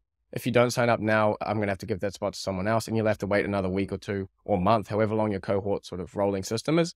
They'll have to wait until that. So if they want to get it now, they have to pay now. And then we have bonuses, which can be a great way to couple with your urgency and offer them these special bonuses if they purchase now, but they work in tandem a lot of the time. For example, you can increase the value of your offer by throwing things in, specifically if you're offering chatbots for, say, a free month of maintenance and improvement if you buy today or you buy this week, or I'll do a free 1 hour workshop with me to assess other areas in AI, other areas that AI can help your business. So say I'm going to throw in a free hour-long workshop, which is an AI audit, and that's a bit of extra value. And business owners right now are really, really interested in getting an AI audit done and having a bit of peace of mind. So you're throwing in this hour-long workshop that can give them complete peace of mind of where they sit in terms of all this AI stuff and how they're posed to benefit or how they're posed to lose from it. And as I say here, expanding the service offering over time will make these bonuses easier to do. So at the moment, when you start out, if you're listening to what I'm telling you to do, you will only have one niche and you have one deliverable. So it's a little bit harder to upsell and throw in different services apart from these maintenance improvements and hour-long workshops and things like that. But as soon as you've got some experience in working with these clients and you've started to identify different upsells that you can add and you've got your team to go and figure out how we can do this, say, I want to add this feature to our chatbot, or I want to add this Zapier connection to the chatbot. So once you have those kind of upsells, you can start to add those in and say, hey, look, I'll throw in a free Zapier integration that's going to generate a personalized outreach method for you based on your prospecting chatbot. Over time, you're going to have more of these to potentially upsell and throw in as bonuses. And the final point here, as I mentioned before, you can use these as an urgency lever. You're trying to put it on top of the urgency layer that you've just put in, which is you get a free month if you sign up today, or I'll throw in this free 1 hour workshop if you sign up today. So combine your bonuses with your urgency if need be, so that you can really combine the effects of both. And the final step that I'm going to cover in this video is guarantees, which is going to be hugely important for you guys starting out. Being a completely new business and a new service provider is hard to get the credibility. You don't have the backup and results to really show yourself and show your expertise. So having a guarantee that protects the buyer, not only protects them, but kind of goes above and beyond, is going to make selling a ton easier for you guys. So there's obviously a number of different ways you can provide a guarantee: money back guarantee, refund, trial period, all these sort of things. These are quite sort of standard and regular. And a lot of the ways that you're probably thinking of right now that you could run guarantees are not really strong enough. But on screen here, we have a couple examples of guarantees from Alex Hormozi's book. We have firstly the results-based guarantee, which is you will achieve X results in Y time, or we're going to compensate Y. And then you have a value-added guarantee, which is if you're unsatisfied, we're not only going to refund you, but we're going to give you more than that. So it's compensating the business owner for their time wasted. Yeah, you might give them their money back, but business owner's time is valuable and expensive. So you want to ensure that they are going to get something out of it if you don't do what you say you can do. And finally, another really good one for you guys who are looking to learn rather than earn, which is a performance-oriented guarantee. And you say, hey, you're only going to have to pay for our product if you're happy with it. So I'll make you a chatbot, I'll install it in your business. And with this, you're obviously relying quite heavily on social norms and social cues, and that if someone is really happy with a service, it's sort of a expectation by society that you should give the money. You're sort of throwing out the bait and you're saying, look, here's my product. Here's, if you like it, please, you can pay me whenever, but only if you like it. So if they like it, chances are 95% of clients are going to say, yes, I like it, and pay you the money, because they're running a business. They have to have some sort of integrity a lot of the time. But you might get 5%, 10% of people who are scumbags, and they're going to try and run away with your money and your product. So just be aware of that, but it is worth it. That kind of guarantee will attract a lot of the right and wrong people, but you'll definitely get enough within that to start making money. We've added all of the aspects of the secret sauce to make your offer stand out. So now it's a case of putting it all together, bringing in all of these aspects of scarcity, urgency, guarantees, etc., and adding them on top of your offer and putting it together. So here we have the first example of a customer service chatbot for e-commerce stores. And this is what it might look like if you were planning out your own offer using these elements we've just covered. Firstly, we have the niche of e-commerce stores. We have the deliverable of a customer support chatbot. Then we have the benefits or key objectives. What is the value being provided to the business here? Primary, which is to reduce the customer support rep hours, which is a clear ROI for the business. And it's also good to throw in some secondary benefits, such as increasing the customer satisfaction and reviews, and particularly for e-commerce. This is going to go for Trustpilot. If the customers aren't being responded to in a timely manner and getting the responses they need, then your scores on not only your own website, but also on Trustpilot and things like that could really be hurt and tank the conversion rate a lot of the time. And then we have the pricing structure, which I put here as a $9.97 setup fee plus $300 per month retainer for maintenance and improvement. I'm going to touch on how maintenance and improvement packages can work and how you can structure a retainer offer a little bit later in the video. But for now, just know that this one has a $9.97 setup fee with a $300 per month maintenance and improvement package. The now element of scarcity on this one is that we're only going to be taking in 3 clients for the month of July. So we've got 1 spot filled already. Let me know when you're ready to sign up and you can get one of those last 2 remaining.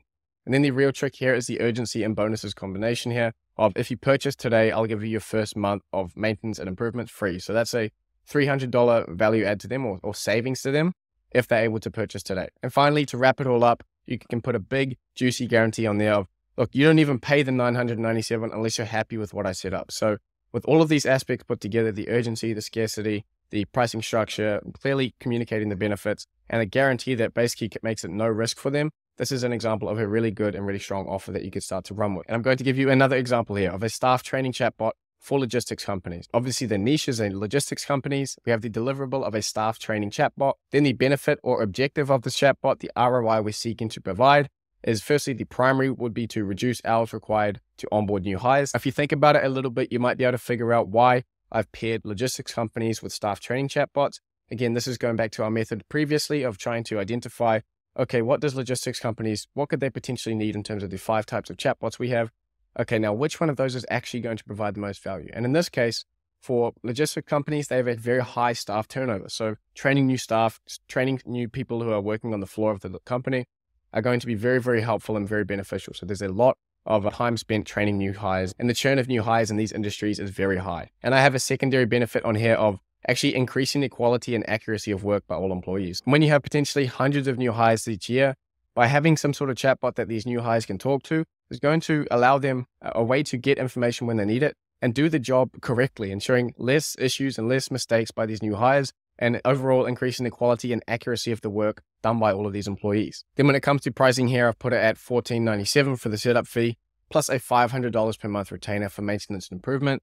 So I'd expect a lot of these companies to have updates to their knowledge base, to their training documents. So having that sort of retainer added in there is going to allow them to continually make changes to it and improvements over time. For scarcity, I've used a wait list. So I've said, look, we're sold out right now, but I can put you on the wait list and notify you when a spot is open. So I might email them and say, hey, look, you have 24 hours to get back to me if you want to secure the spot. If not, it's going to the next person or something like that. And then the real magic within this offer is this urgency and bonuses combination of, if you purchase today, I will waive the setup fee. So you can see I've pumped the setup fee up to a $1,500 price point. Then when you combine it with the urgency and bonuses, it's a lot more attractive. So wow, I get to waive this $1,500 setup fee, but the retainer is higher. So you can play around with price anchoring and stuff here, but this is a pretty good way to structure it if you increase that setup fee and increase the retainer as well. And then finally, I've added a guarantee that's similar to the last one, but in this case, you're actually getting the retainer free if the team isn't happy with the chatbot and it's not providing what they need to get from it. I've thrown in this slide here to give you an example of what it might look like when you convert all of that information and all those sort of bullet points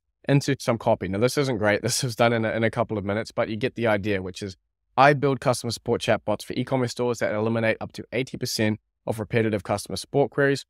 My clients typically save XYZ amount per month after my system is installed. The setup fee for my system is $800 with a $300 monthly retainer and improvement fee.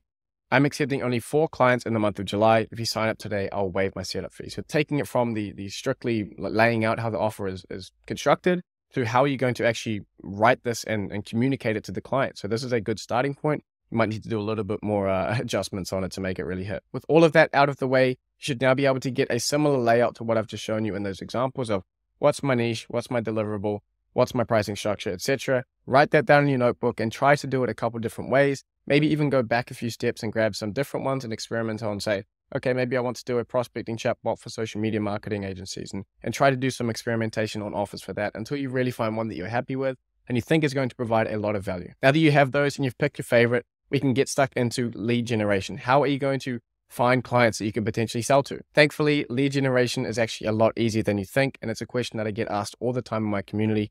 But as a beginner, there's a few different methods you can go over, and we're going to cover them in this video. Firstly, LinkedIn search is a great way to find potential leads. Now, the LinkedIn method I'm going to teach here is great for getting started. Firstly, if you have the Sales Navigator, which is the LinkedIn's way of searching up companies, it's a more of an advanced research tool. If you can get Sales Navigator, it is quite expensive. I think there's a free trial. Use that if possible. If you have the resources, it's going to be better. But in this video, I'm going to cover the free method that doesn't require the Sales Navigator. If you do have the Sales Navigator, the same principles apply, but it's going to be a little bit easier to find what you're looking for. So the method for you guys just looking to get started would be to head to LinkedIn, search up your niche. As you can see on this image here, I've searched up tax lawyer, and I've actually narrowed it down. So you want to start to filter by location, by industry, title, or company size as well. So company size is available only in the Sales Navigator, I believe. That's not something you'll be able to do on the free one.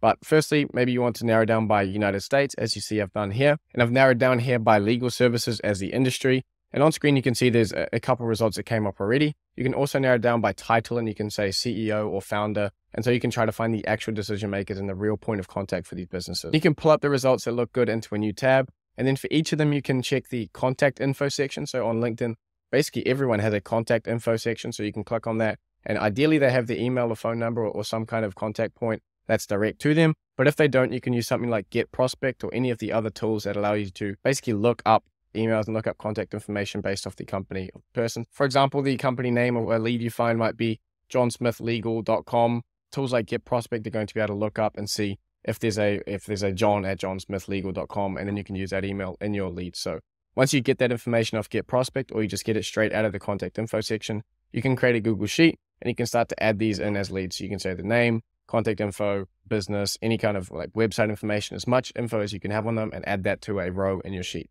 Method number 2, which is tried and tested as well, is to use Facebook groups. Firstly, you can just search your niche. So in this case, I've searched up tax law firms or just legal firms. And of course, you need to apply to join these. So I would join a bunch of these here. We have lawyers groups. We have tax professionals helping each other. I'd try to join them. You might have to lie a little bit to get in. Then once you're inside, you need to start looking for the members section. Sometimes you won't actually be able to view all of the members. So instead, you're just going to have to look at the active participants, who's commenting, who's liking, who's posting. The process from there is to open up their profile in a new tab.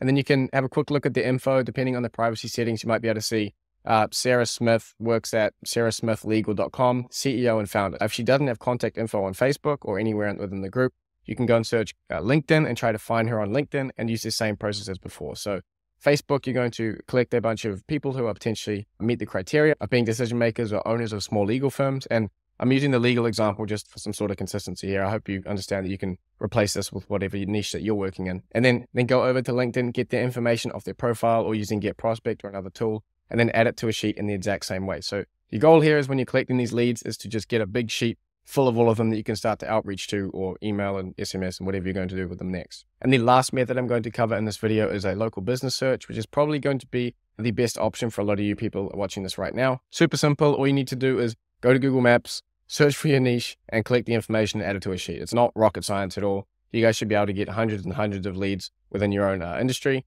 So for example, on here, I've just searched up tax lawyer and it's given me a whole bunch of tax law places within Dusseldorf, which is where I'm at the moment.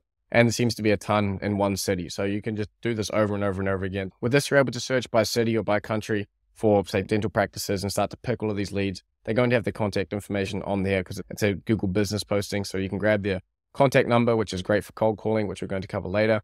Or you can go onto their website and figure out what their support email is, or figure out who the business owner is and get in touch with them, do the same LinkedIn thing. Bunch of different things you can do once you've found a business on here. But again, you need to be getting all of that info over into a lead sheet. Once you have a big old list of leads, then the next step is to reach out to them, contact them, and that is called outreach. I thought I'd cover some basic principles for outreach here for you guys who are completely new to this.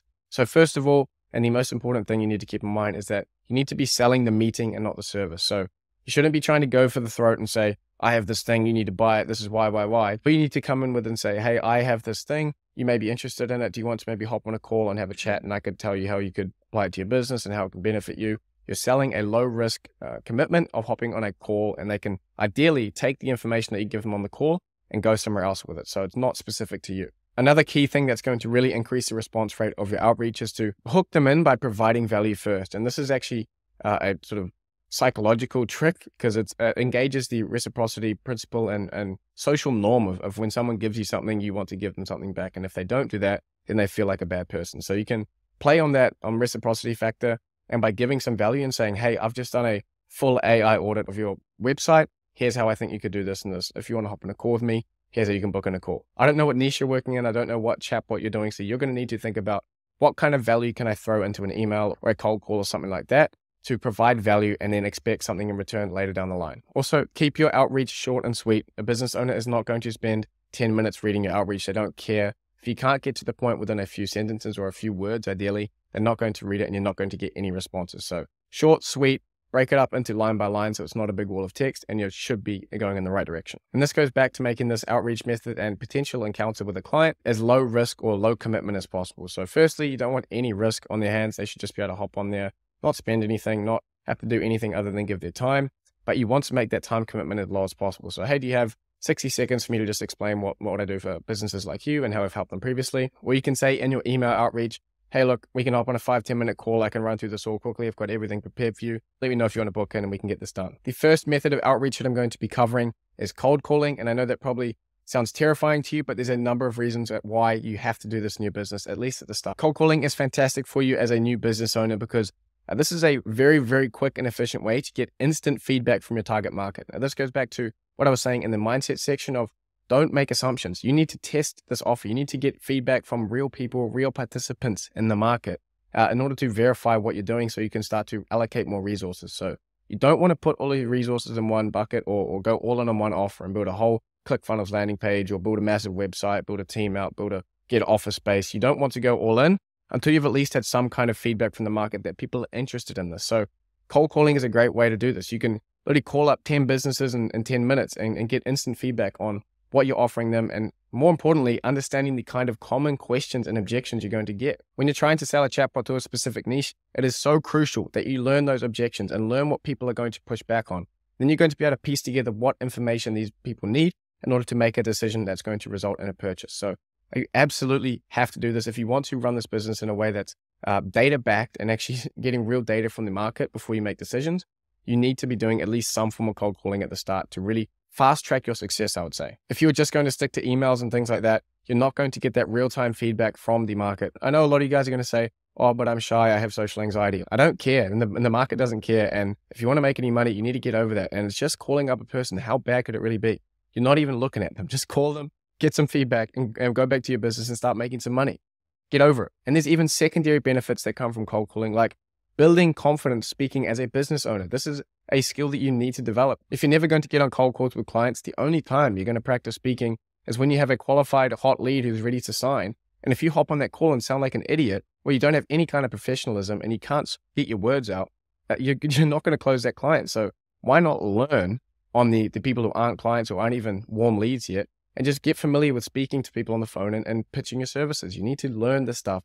You can't just read a book on it. You have to actually do it. So if I could recommend anything, and I know only 5% of you are going to probably do this, but set some kind of quota on how many cold calls you need to do a day and just see it as learning. Don't go, I need to be closing these clients. Just, you need to get familiar with talking to clients. You need to get familiar with pitching your services. You need to get familiar with what pushback you're going to get from people so that you can start to close them. This is absolutely key. And so I know only some of you are going to do it, but set a quota and just start picking up that phone every day and start calling. And don't try to give me the excuse of, oh, I can't call XYZ because I don't have a plan that allows me to do that. Get Skype, get some calling credit and spend $10 on it. And you're going to be able to make calls all around the world and start to close some clients. When it comes to a script for cold calling, I have a super basic example on screen here. There's a number of different ways you can skin this cat. And I'm going to actually have a bunch of cold calling script examples on my resource hub, also for cold email. So if you want to get access to some scripts and some templates that you can start to roll with and test on your market, those are going to be available in the description in my resource hub. And there'll also be some floating around in the sales channel of my Discord. With this example, you could hop on the phone and say, hey, XYZ, I've just worked with another client in your industry and we got some really great results with them. I was wondering if you'd be interested in getting something similar set up for your business. We make AI onboarding chatbots for social media marketing agencies. Would you be interested, or do you have a couple minutes? Do you have 60 seconds for me to tell you a little bit more about it? And then boom. And if they say yes, you give them a quick breakdown of the systems and the benefits it can provide, such as my onboarding chatbot will shrink your onboarding sales process on average by 60%. You're going to have much higher sales velocity. You're going to have a much higher close rate, XYZ. Once you've had a chance to explain how your product works and the kind of benefits they might see from it within the industry, you can start to move them towards getting them on the next call, which again is what you're selling. You can say to them, if this sounds at all interesting to you, I'd be happy to hop on a free 15-minute AI audit workshop call with you and just go over your business and the systems and processes you have currently and how we could potentially get something similar set up for you in your business. And the key part here is to book that next AI audit call or workshop call while you're on that call. So throw it a couple of times or ask them, hey, what times work for you next week? Okay, great. I'll pencil that in. And you can also ask them for an email that you can send an invitation to so you can book it in both of your calendars. As I said, that's just one example of how you could potentially run your cold calls. If you want more scripts and more examples like this, they're going to be available in my resource hub, as I mentioned. The other method of cold outreach that I'm going to cover is, of course, cold email. Now, if you're new to online business and you haven't done any sort of outreach before, you probably don't know that you can't just email people willy-nilly off a random Gmail that you create. You actually need to warm up the domain to ensure that you're delivering the emails and you're not being marked as spam. And you're getting direct to the inbox of the person you're looking to get in contact with. And before you start blasting out emails to the leads that you've just collected and getting straight to the spam box and screwing up the deliverability of your domain and of the email that you used, you need to use something like Instantly.ai to warm up your domain. Instantly is by far the best option in the industry right now for this. I'm actually friends with the founder of Instantly, so I'm happily plugging it on here for you guys to use because I know how much work he puts into creating this platform, and it's really, really the gold standard in the industry right now. Once you have your domain warmed up, you're ready to start a basic 3-step email campaign. The first email is going to be similar to the cold calling script in that you can lead in and say, hey, I've worked with XYZ competitor or XYZ in your industry. We built this for them and we got these results. Then you can cut straight to the chase and say something like, If this at all sounds interesting to you, I'm happy to hop on a free workshop or free AI audit call with you and analyze where this could fit into your business and what benefit we can provide. A few days after that, and if you still haven't got a response, you can send a reminder email just saying, hey, I haven't heard from you, wondering if you're still interested or you might be interested in these services. Then email 3 is hey, it seems like you're not interested. I'll take you off my list and I'll stop emailing you now. Now, this example is very basic and will likely have quite a low hit rate, but it's a good place to get started. You've got not only the lead-in email, but 2 follow-ups to potentially increase the response rate on this campaign. Now, as I said, I do have a cheat sheet for outreach that's available on my resource hub. On there are a bunch more examples of cold calling scripts, but also email campaign templates as well. So you can take either of those, start running them today in your own business. If you want to get instant access to those, you can sign up to my resource hub in the description and also join my community for any help and go into the sales channel and have a chat with people about how to refine your sales scripts for your particular business and deliverable and niche. Once you have generated your leads, you've reached out to them, you've gotten some responses back, you've gotten some of those audit calls, and you have a client that's ready to sign, then you can step into the service delivery section that we're covering now. In this section of service delivery, and when you actually get to signing and delivering your first client, it's going to become so much clearer as to why I'm so insistent on you niching down. By narrowing down to one niche and one deliverable, you drastically simplify your service delivery method because you're only going to be working with one specific type of chatbot. And once you have it set up on your first client, you're able to copy and paste it over to others and repeat the process over and over and over again, minimizing any of this discovery and experimentation phase that you have to go through with new clients and new industries and things like that. All you need in order to get to this point is to have some sort of prototype where you've gone into BotPress and Stack AI and you've made a prototype, say, of your onboarding chatbot, or you've prototyped with a staff training chatbot with a custom knowledge base that you created. And with that, you're able to go to clients and say, hey, here's a prototype of it. What I'm going to do when we sign is going to adapt this to your business, and then I'll be able to deliver that value to you with it. If you're really smart about it, you might not even need to create it yourself. You'll be able to use templates from my community or from my resource hub. And the key point here is that you have a prototype to show to the client, send a little Loom video, and as soon as you get onto their business and you're working with them, you have real data and real examples to actually build this whole thing out. And here we have another little hack from my AAA incubator community, and this is contracts. Now, writing a contract that not only serves your client well, but also protects your business from any liability and things like this. It's important to get the right contract to cover yourself in these situations. Getting a good contract can be difficult and expensive for beginners. So on my resource hub, I have an example of a contract that you're going to be able to use that we've used previously at Morningside that covers a lot of the important aspects, and you're going to be able to download that and start using it without having to worry about anything. So if you need to get access to that, it's available in my resource hub in the description, as I mentioned before. When you've got off the call with the client and they're ready to move forward, you need to get a contract sent over to them so you can take, for example, the template I just mentioned on my resource hub, modify it a little bit so it's ready to go with the information that you've discussed on the call. You can send that contract over to them for signing with a software called DocuSign. And then once that's all signed, you can send them an invoice with Stripe. You're going to need to set up a Stripe account if it's available in your country. Once it's set up, you can create an invoice on Stripe and you can send them a link to pay. Then once everything has been paid and the money has been received, you can go ahead and create what's called a Slack workspace. Slack is a communication software that we use at Morningside, and it's fairly industry standard across any kind of service delivery business. Once both you and the client are inside that Slack channel, then you can request your requirements. So say if you're doing a staff training chatbot, you can say, hey, I need the FAQs of the staff training documents. Or if it's an onboarding chatbot, you can say, I need a document that explains your onboarding process so I can start to plan together and piece together what your onboarding chatbot's going to look like. And then you need to actually do the work. You need to deliver the service. And I know I'm kind of skipping over a big part here, but I can't give you tips and tricks on how you can do it. You just need to build what you said you're going to build and what you sold them on. Ideally, you've had a prototype chatbot, as I mentioned, and now you're just going to be basically setting up with their business and making a couple of tweaks. And then you're good to go and you can pass that off. As I say here, you can deliver it for review and then go back and forth and iterate until they're happy with it. Key thing here as you're delivering these services is to keep a copy or a download of say if it's a BotPress chatbot, download that template or upload it to your own press account so that you have a couple examples and you have a backlog and you start to build sort of a catalog or a library of all of these different chatbots. As it says on screen here, you will see some variation within an industry, of course. For example, an onboarding chatbot for one business will be a certain way and an onboarding chatbot for another will be slightly different, but they will have similarities. So what you want to do in order to further streamline your service delivery and really speed up and be ready to deliver anything at the sort of blink of an eye, you want to start to build up this library so that whenever a client comes in and say, hey, we use this for our communications and we use this for our CRM, you're like, okay, I've got that. I've actually done one before. I can just take that, copy and paste it over. Okay, that's basically a whole lot closer than this other one. So very helpful to build up this catalog and library, and this is really going to speed up your service delivery on the long term. KPIs and testimonials are an important thing to keep in mind as you're delivering your services. So As I say, early on, you desperately need to get results that you can use as evidence. So when you start a project, you need to be collecting some data points. Say if it's a customer support chatbot for logistics companies, you need to collect, okay, how much time are your managers spending on training new staff? What's the average hours required by a manager to onboard a new hire? Or using the example on screen, say we spend 20 hours per week on customer support as an e-commerce store. When you've finished the project and when you've delivered your service, you should really only be tying off that project and ending things with that client when you've actually moved the needle, because you're going to need that data point of, okay, this is what it started as and this is what it ended as.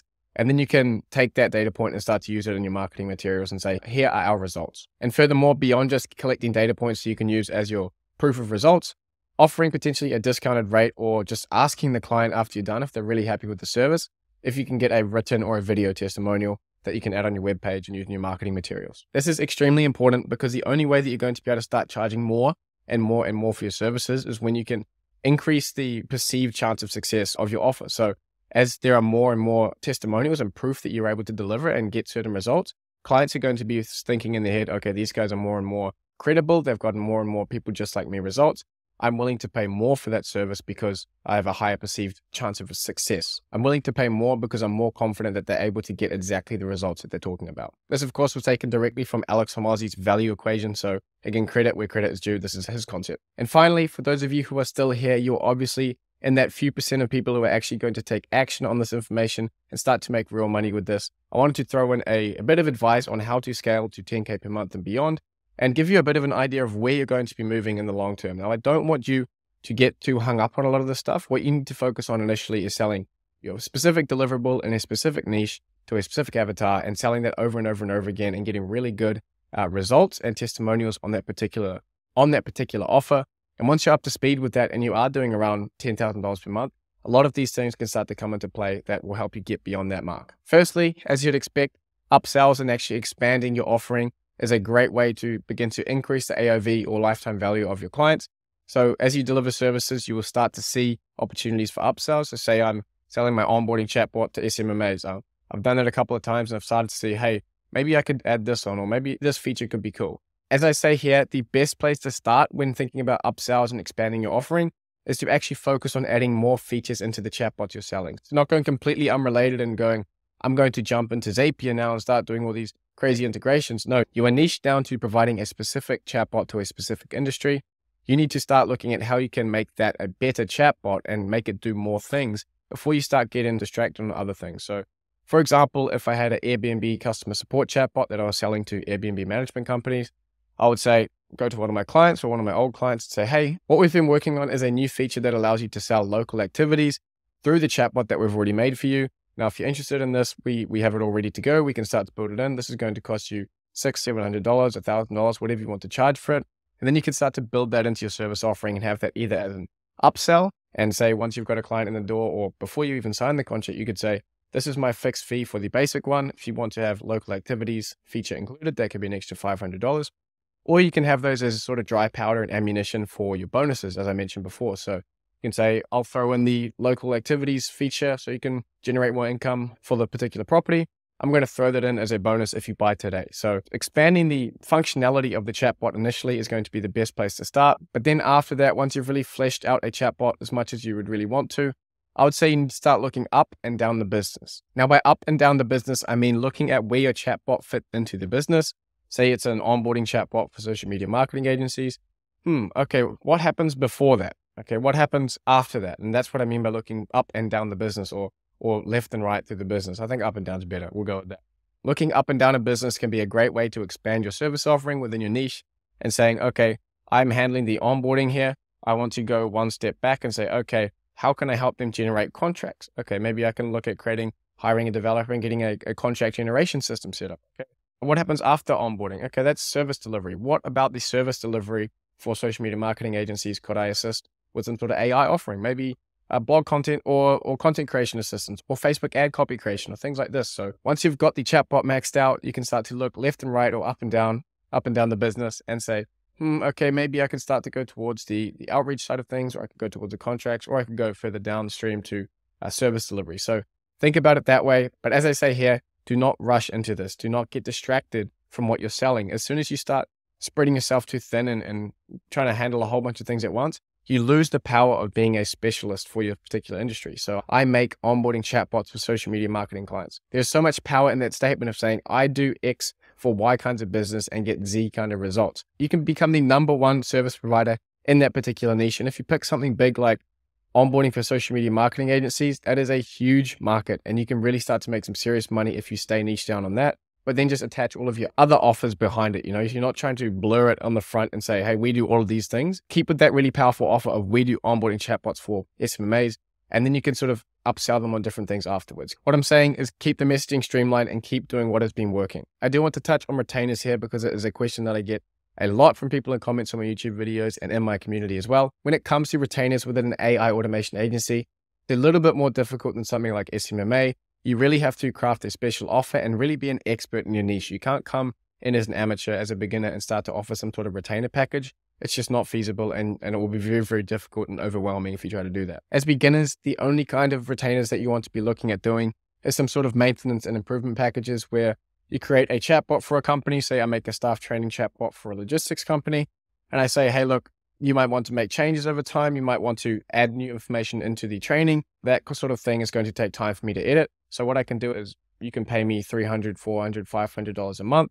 Not only am I going to maintain it and make those updates, but I can also do improvements on it. And whenever you want maybe one new feature, I can throw in one new feature a month. When I get other features from my clients and the things that I'm seeing in the space, I'm happy to add on one more feature a month for you doing that. So that's how you can kind of structure a maintenance and improvement package. And it is a great way to get some kind of baseline income for your business so that if you don't get any contracts, you're still going to be making money. And this is great for people who are looking to quit their job especially. And I will say these retainers can actually be pretty lucrative if you have some kind of client that you can sell multiple chatbots on. Say it's an Airbnb manager and they have tons and tons of properties. You can say, okay, for each property, I'm going to throw in an extra $50 or $100 per month. So suddenly you have $1,000 or $1,500 a month retainer because you're managing 20 properties. So keep an eye out for opportunities like that. And if you can sell your clients on it, then definitely pitch it to them at least. Now, while I don't recommend it for beginners at all, there is actually a retainer only based variant of the AI automation agency model, which us at Morningside are testing right now. And we've just released our beta test for it.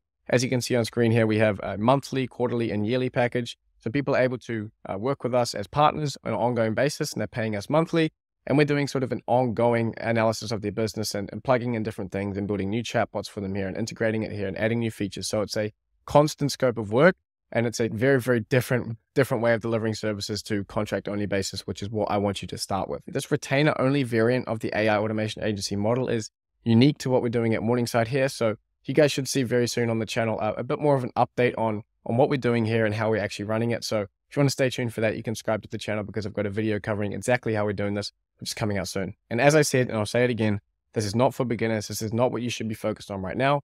I thought I'd just throw it in there to show you where you could potentially take this model and the kind of fee structure and revenue you could potentially be generating with a full team and a better understanding of the entire scope of the model. Of course, if you have a business and you'd like to supercharge your systems with AI and work with me and my team, there's a link in the description where you can sign up and get in contact with us. Another important part of you getting to that 10K point and beyond is to start building out your team. Now, you can actually get a lot of work done with a team of 2 to 3 developers. So all it takes is a couple good hires, and then you're really off to the races with being able to deliver on a large scale, especially if you've listened to me and you're selling one deliverable to one niche, to one avatar. You can just copy and paste things over. Those 2 or 3 developers can get a lot of work done. A question that I get a lot on my weekly Q&As in my Discord is, where can I hire? Do I go on Upwork? How can I find people who have a skill set that can deliver these kind of chatbots and things like this? So the best place, in fact, is actually inside my community. We have 3,000 to 4,000 people within my Discord who have labeled themselves as developers alone. So we have by far the best community if you're looking to hire. All you need to do is get into the community and post on the job board and say, hey, I'm looking for 2 BotPress developers or 2 chatbot developers. If you're interested, please flip me a DM and you'll get a ton of responses. And this is a really, really great way for you to meet co-founders on our co-founder board, but also to hire people as salesmen, as BotPress developers, as anything you need, you can post on the jobs board in the community. And there's just thousands and thousands of people in there who are looking to get involved as well. So as I said, you can hire from within my community, which is the hotspot for BotPress developers at this point. Or you can train one yourself and you can take a full stack developer and say, here's some of Liam's videos, here's some examples, learn how to use this particular platform, and then I'm going to be able to pay you XYZ dollars per hour. Once you've made a couple hires and you have your team set up, then you need to be thinking very, very carefully about creating standard operating procedures or SOPs. SOPs are absolutely crucial in any business, and your job as the business owner is to create these systems. So Something that you've probably never done before if you haven't run a business is to plan out systems and get people to do them. So this is a major part of the entrepreneurial skill set, is to be able to write these systems together in a way that's efficient and that everyone's on the same page with them. Now, from my own experience of running an automation agency, on screen, I've given you some serious sauce because these are the exact things that we had pitfalls on and issues with. So if you want to get a real jump start on how to scale smoothly and not run into the same pitfalls that we have, then take notes on this and be sure to start setting them up within your business. Firstly, you need to lay out what the onboarding process for new clients looks like. In this onboarding process, it is key to make sure both the client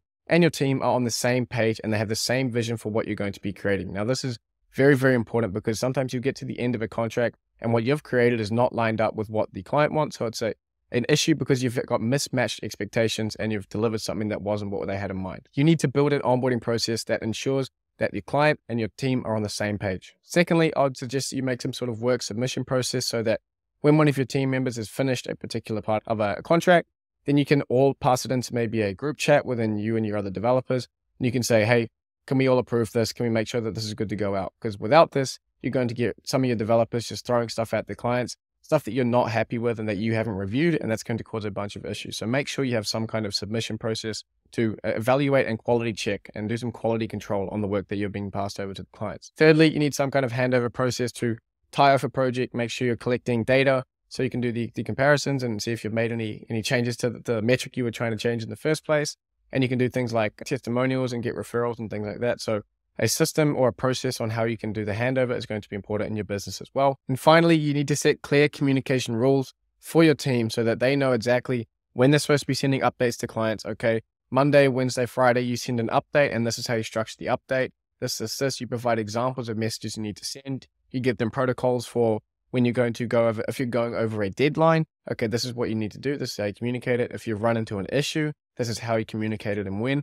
All of these kind of things need to be spelled out in plain writing for your team to be able to understand. If you don't have this set up, then you're going to run into so many issues because people have different communication styles and between the members of your team is going to be different. You need a way of standardizing it so it's consistent throughout the company. Please learn from my mistakes in running and building my own AI automation agency and start to put these in place as soon as you can once you have team members and once you start scaling up. My last tip on how you can get to $10,000 per month and beyond is how you can fill your pipeline, how you can make sure that you always have a ton of lead and a ton of interest in your services so that if any point you need to bring in more money, you can just open the door and suddenly you have more clients. This is obviously no small feat, but this is something you need to be working towards as a business owner. Tip for filling your pipeline is that your initial sales, the first couple of clients that you service, that money should be going back into filling your pipeline. It shouldn't be going out for dinner. It shouldn't be spent on clothes and cars or whatever you want to buy. It needs to be going back into the business in order to set up sustainable, long-term methods of getting more leads and more business. Your real goal here should be setting up some kind of way for your business to start getting inbound leads. Now, inbound is obviously people reaching out to you. Outbound is you reaching out to them. Your business at this current stage is likely fully dependent on outbound. You have to communicate to them before they get in touch with you. But what you want to start doing in order to scale beyond sort of 10K and beyond, you should also start looking at how you can start creating an inbound source of leads. And this is not necessarily a case of one is better than the other. Both require a lot of effort in different ways. You want to be combining inbound with outbound to make a sort of hybrid so that your business is able to be sustainable over the long term. So where should you be investing your time and money in order to start generating these inbound leads? Firstly, you have things like Facebook groups, getting in there and being active, finding ones within your niche and starting to provide value and saying, hey, we did this for clients. We've found that people within our niche are able to use this sort of chatbot or this sort of deliverable to get these kind of results and get active in there and start building a bit of a reputation and sharing value. Same thing applies for LinkedIn groups. Find some LinkedIn groups for your niche and start to provide some value, start to network in there and building up a bit of a reputation for providing value and providing services within that niche. Same thing goes for YouTube. Of course, I have a YouTube channel myself and I get basically all of my leads to my YouTube channel. So if you do it right, you can get all of your business through a YouTube channel. But if you're doing a Instagram, you can do the same thing. You can make some short form content saying, we help these kind of businesses do this. And then you should start getting a slow trickle at first of inbound leads. Another thing that you can start to consider now is getting your website set up. So figuring out a little bit of brand identity and how you want to position yourself. Obviously keeping in line with that niche down aspect where we are an expert in this. Your website should be very directed and be saying, we create killer AI chatbots to onboard social media clients doing this, this, and this. You need to keep that messaging streamlined and pointed at your avatar. Because if you go general and say, hey, we just automate stuff with AI, you're not going to speak to anyone. And it's going to be very hard for your people who land on your site to understand what you do. And similarly to that, my last point here is that you need to work on creating a case study or something on a landing page that you can start to drive traffic to. So this may be a case of sitting down in front of a camera like I am here and saying, hey, this is an example of a client that we worked with. We did this, this, and this, and taking them through some sort of presentation similar to what I'm doing here and explaining this is the business we work with. This is how we came and helped them. This is the results we got.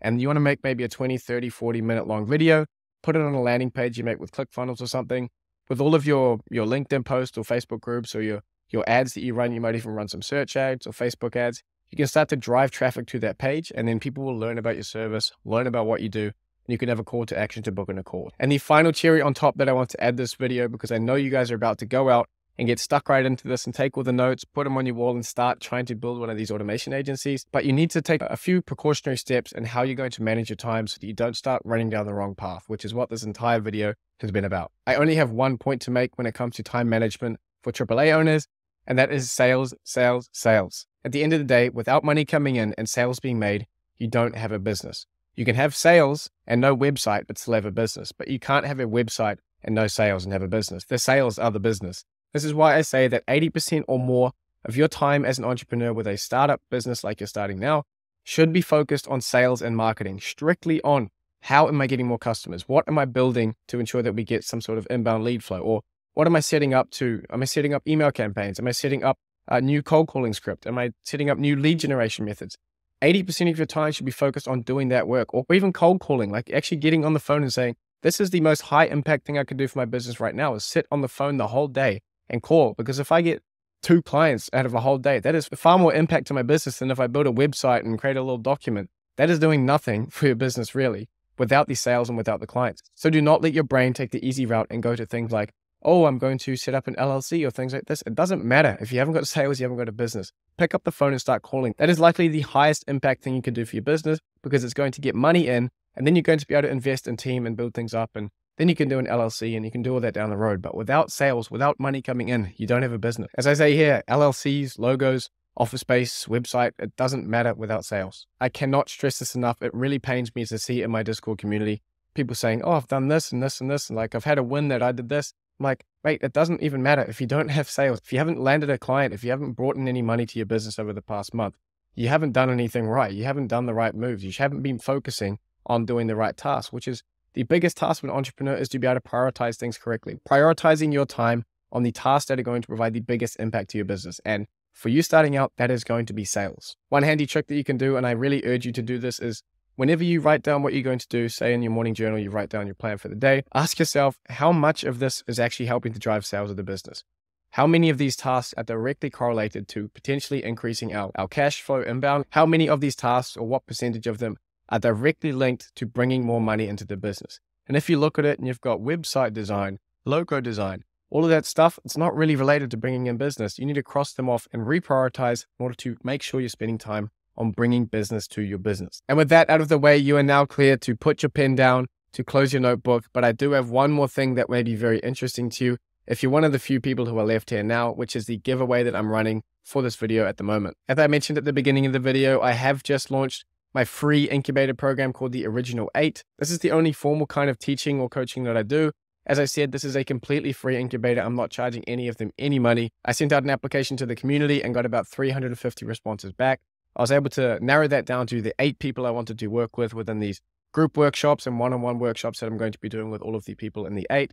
But the key opportunity that I want to point out to you today is that you can become a spectator by entering the giveaway in the description. There's going to be a bunch of ways that you can get entries into the giveaway, but these 10 spectator spots are going to be highly sought after, and you're going to get to watch this entire process unfold, which is going to be hugely valuable when you couple it with what you've just learned today. So if you're looking to get off on the absolute best foot possible with your AI automation agency, then be sure to head to the description and check out the giveaway. All the information required will be on the page. And the next steps for any of you guys who are looking for more information, I'm going to be putting out tons of really granular and specific videos to help agency owners from now on. So if you haven't already subscribed, please subscribe and leave a like on the video if you haven't already. It would mean the world to me. I put a ton of work into this video for you guys. Secondly, of course, you can join my AAA incubator community, which I'm sure you figured out by now is where you need to be if you want to start one of these. Thirdly, of course, sign up to my resource hub for all of the resources mentioned in this video. I also have an AI automation agency newsletter called Over the Shoulder, which gives you weekly access to my personal notepad, tips and tricks on how I'm scaling my businesses, and particularly how I'm running my AI automation agency. And finally, of course, check out the giveaway that I just mentioned. It's going to be linked in the description. I'm also going to be giving away a 20-minute free consulting call with me to someone who comments below. So what I want to know is, what is your biggest issue, or what is the thing that's stopping you from starting your own AI automation agency? I want to know. Comment below and you'll get into the draw to win a 20-minute consulting call with me. That's all for the video, guys. Thank you so much for watching, and I'll see you in the next one.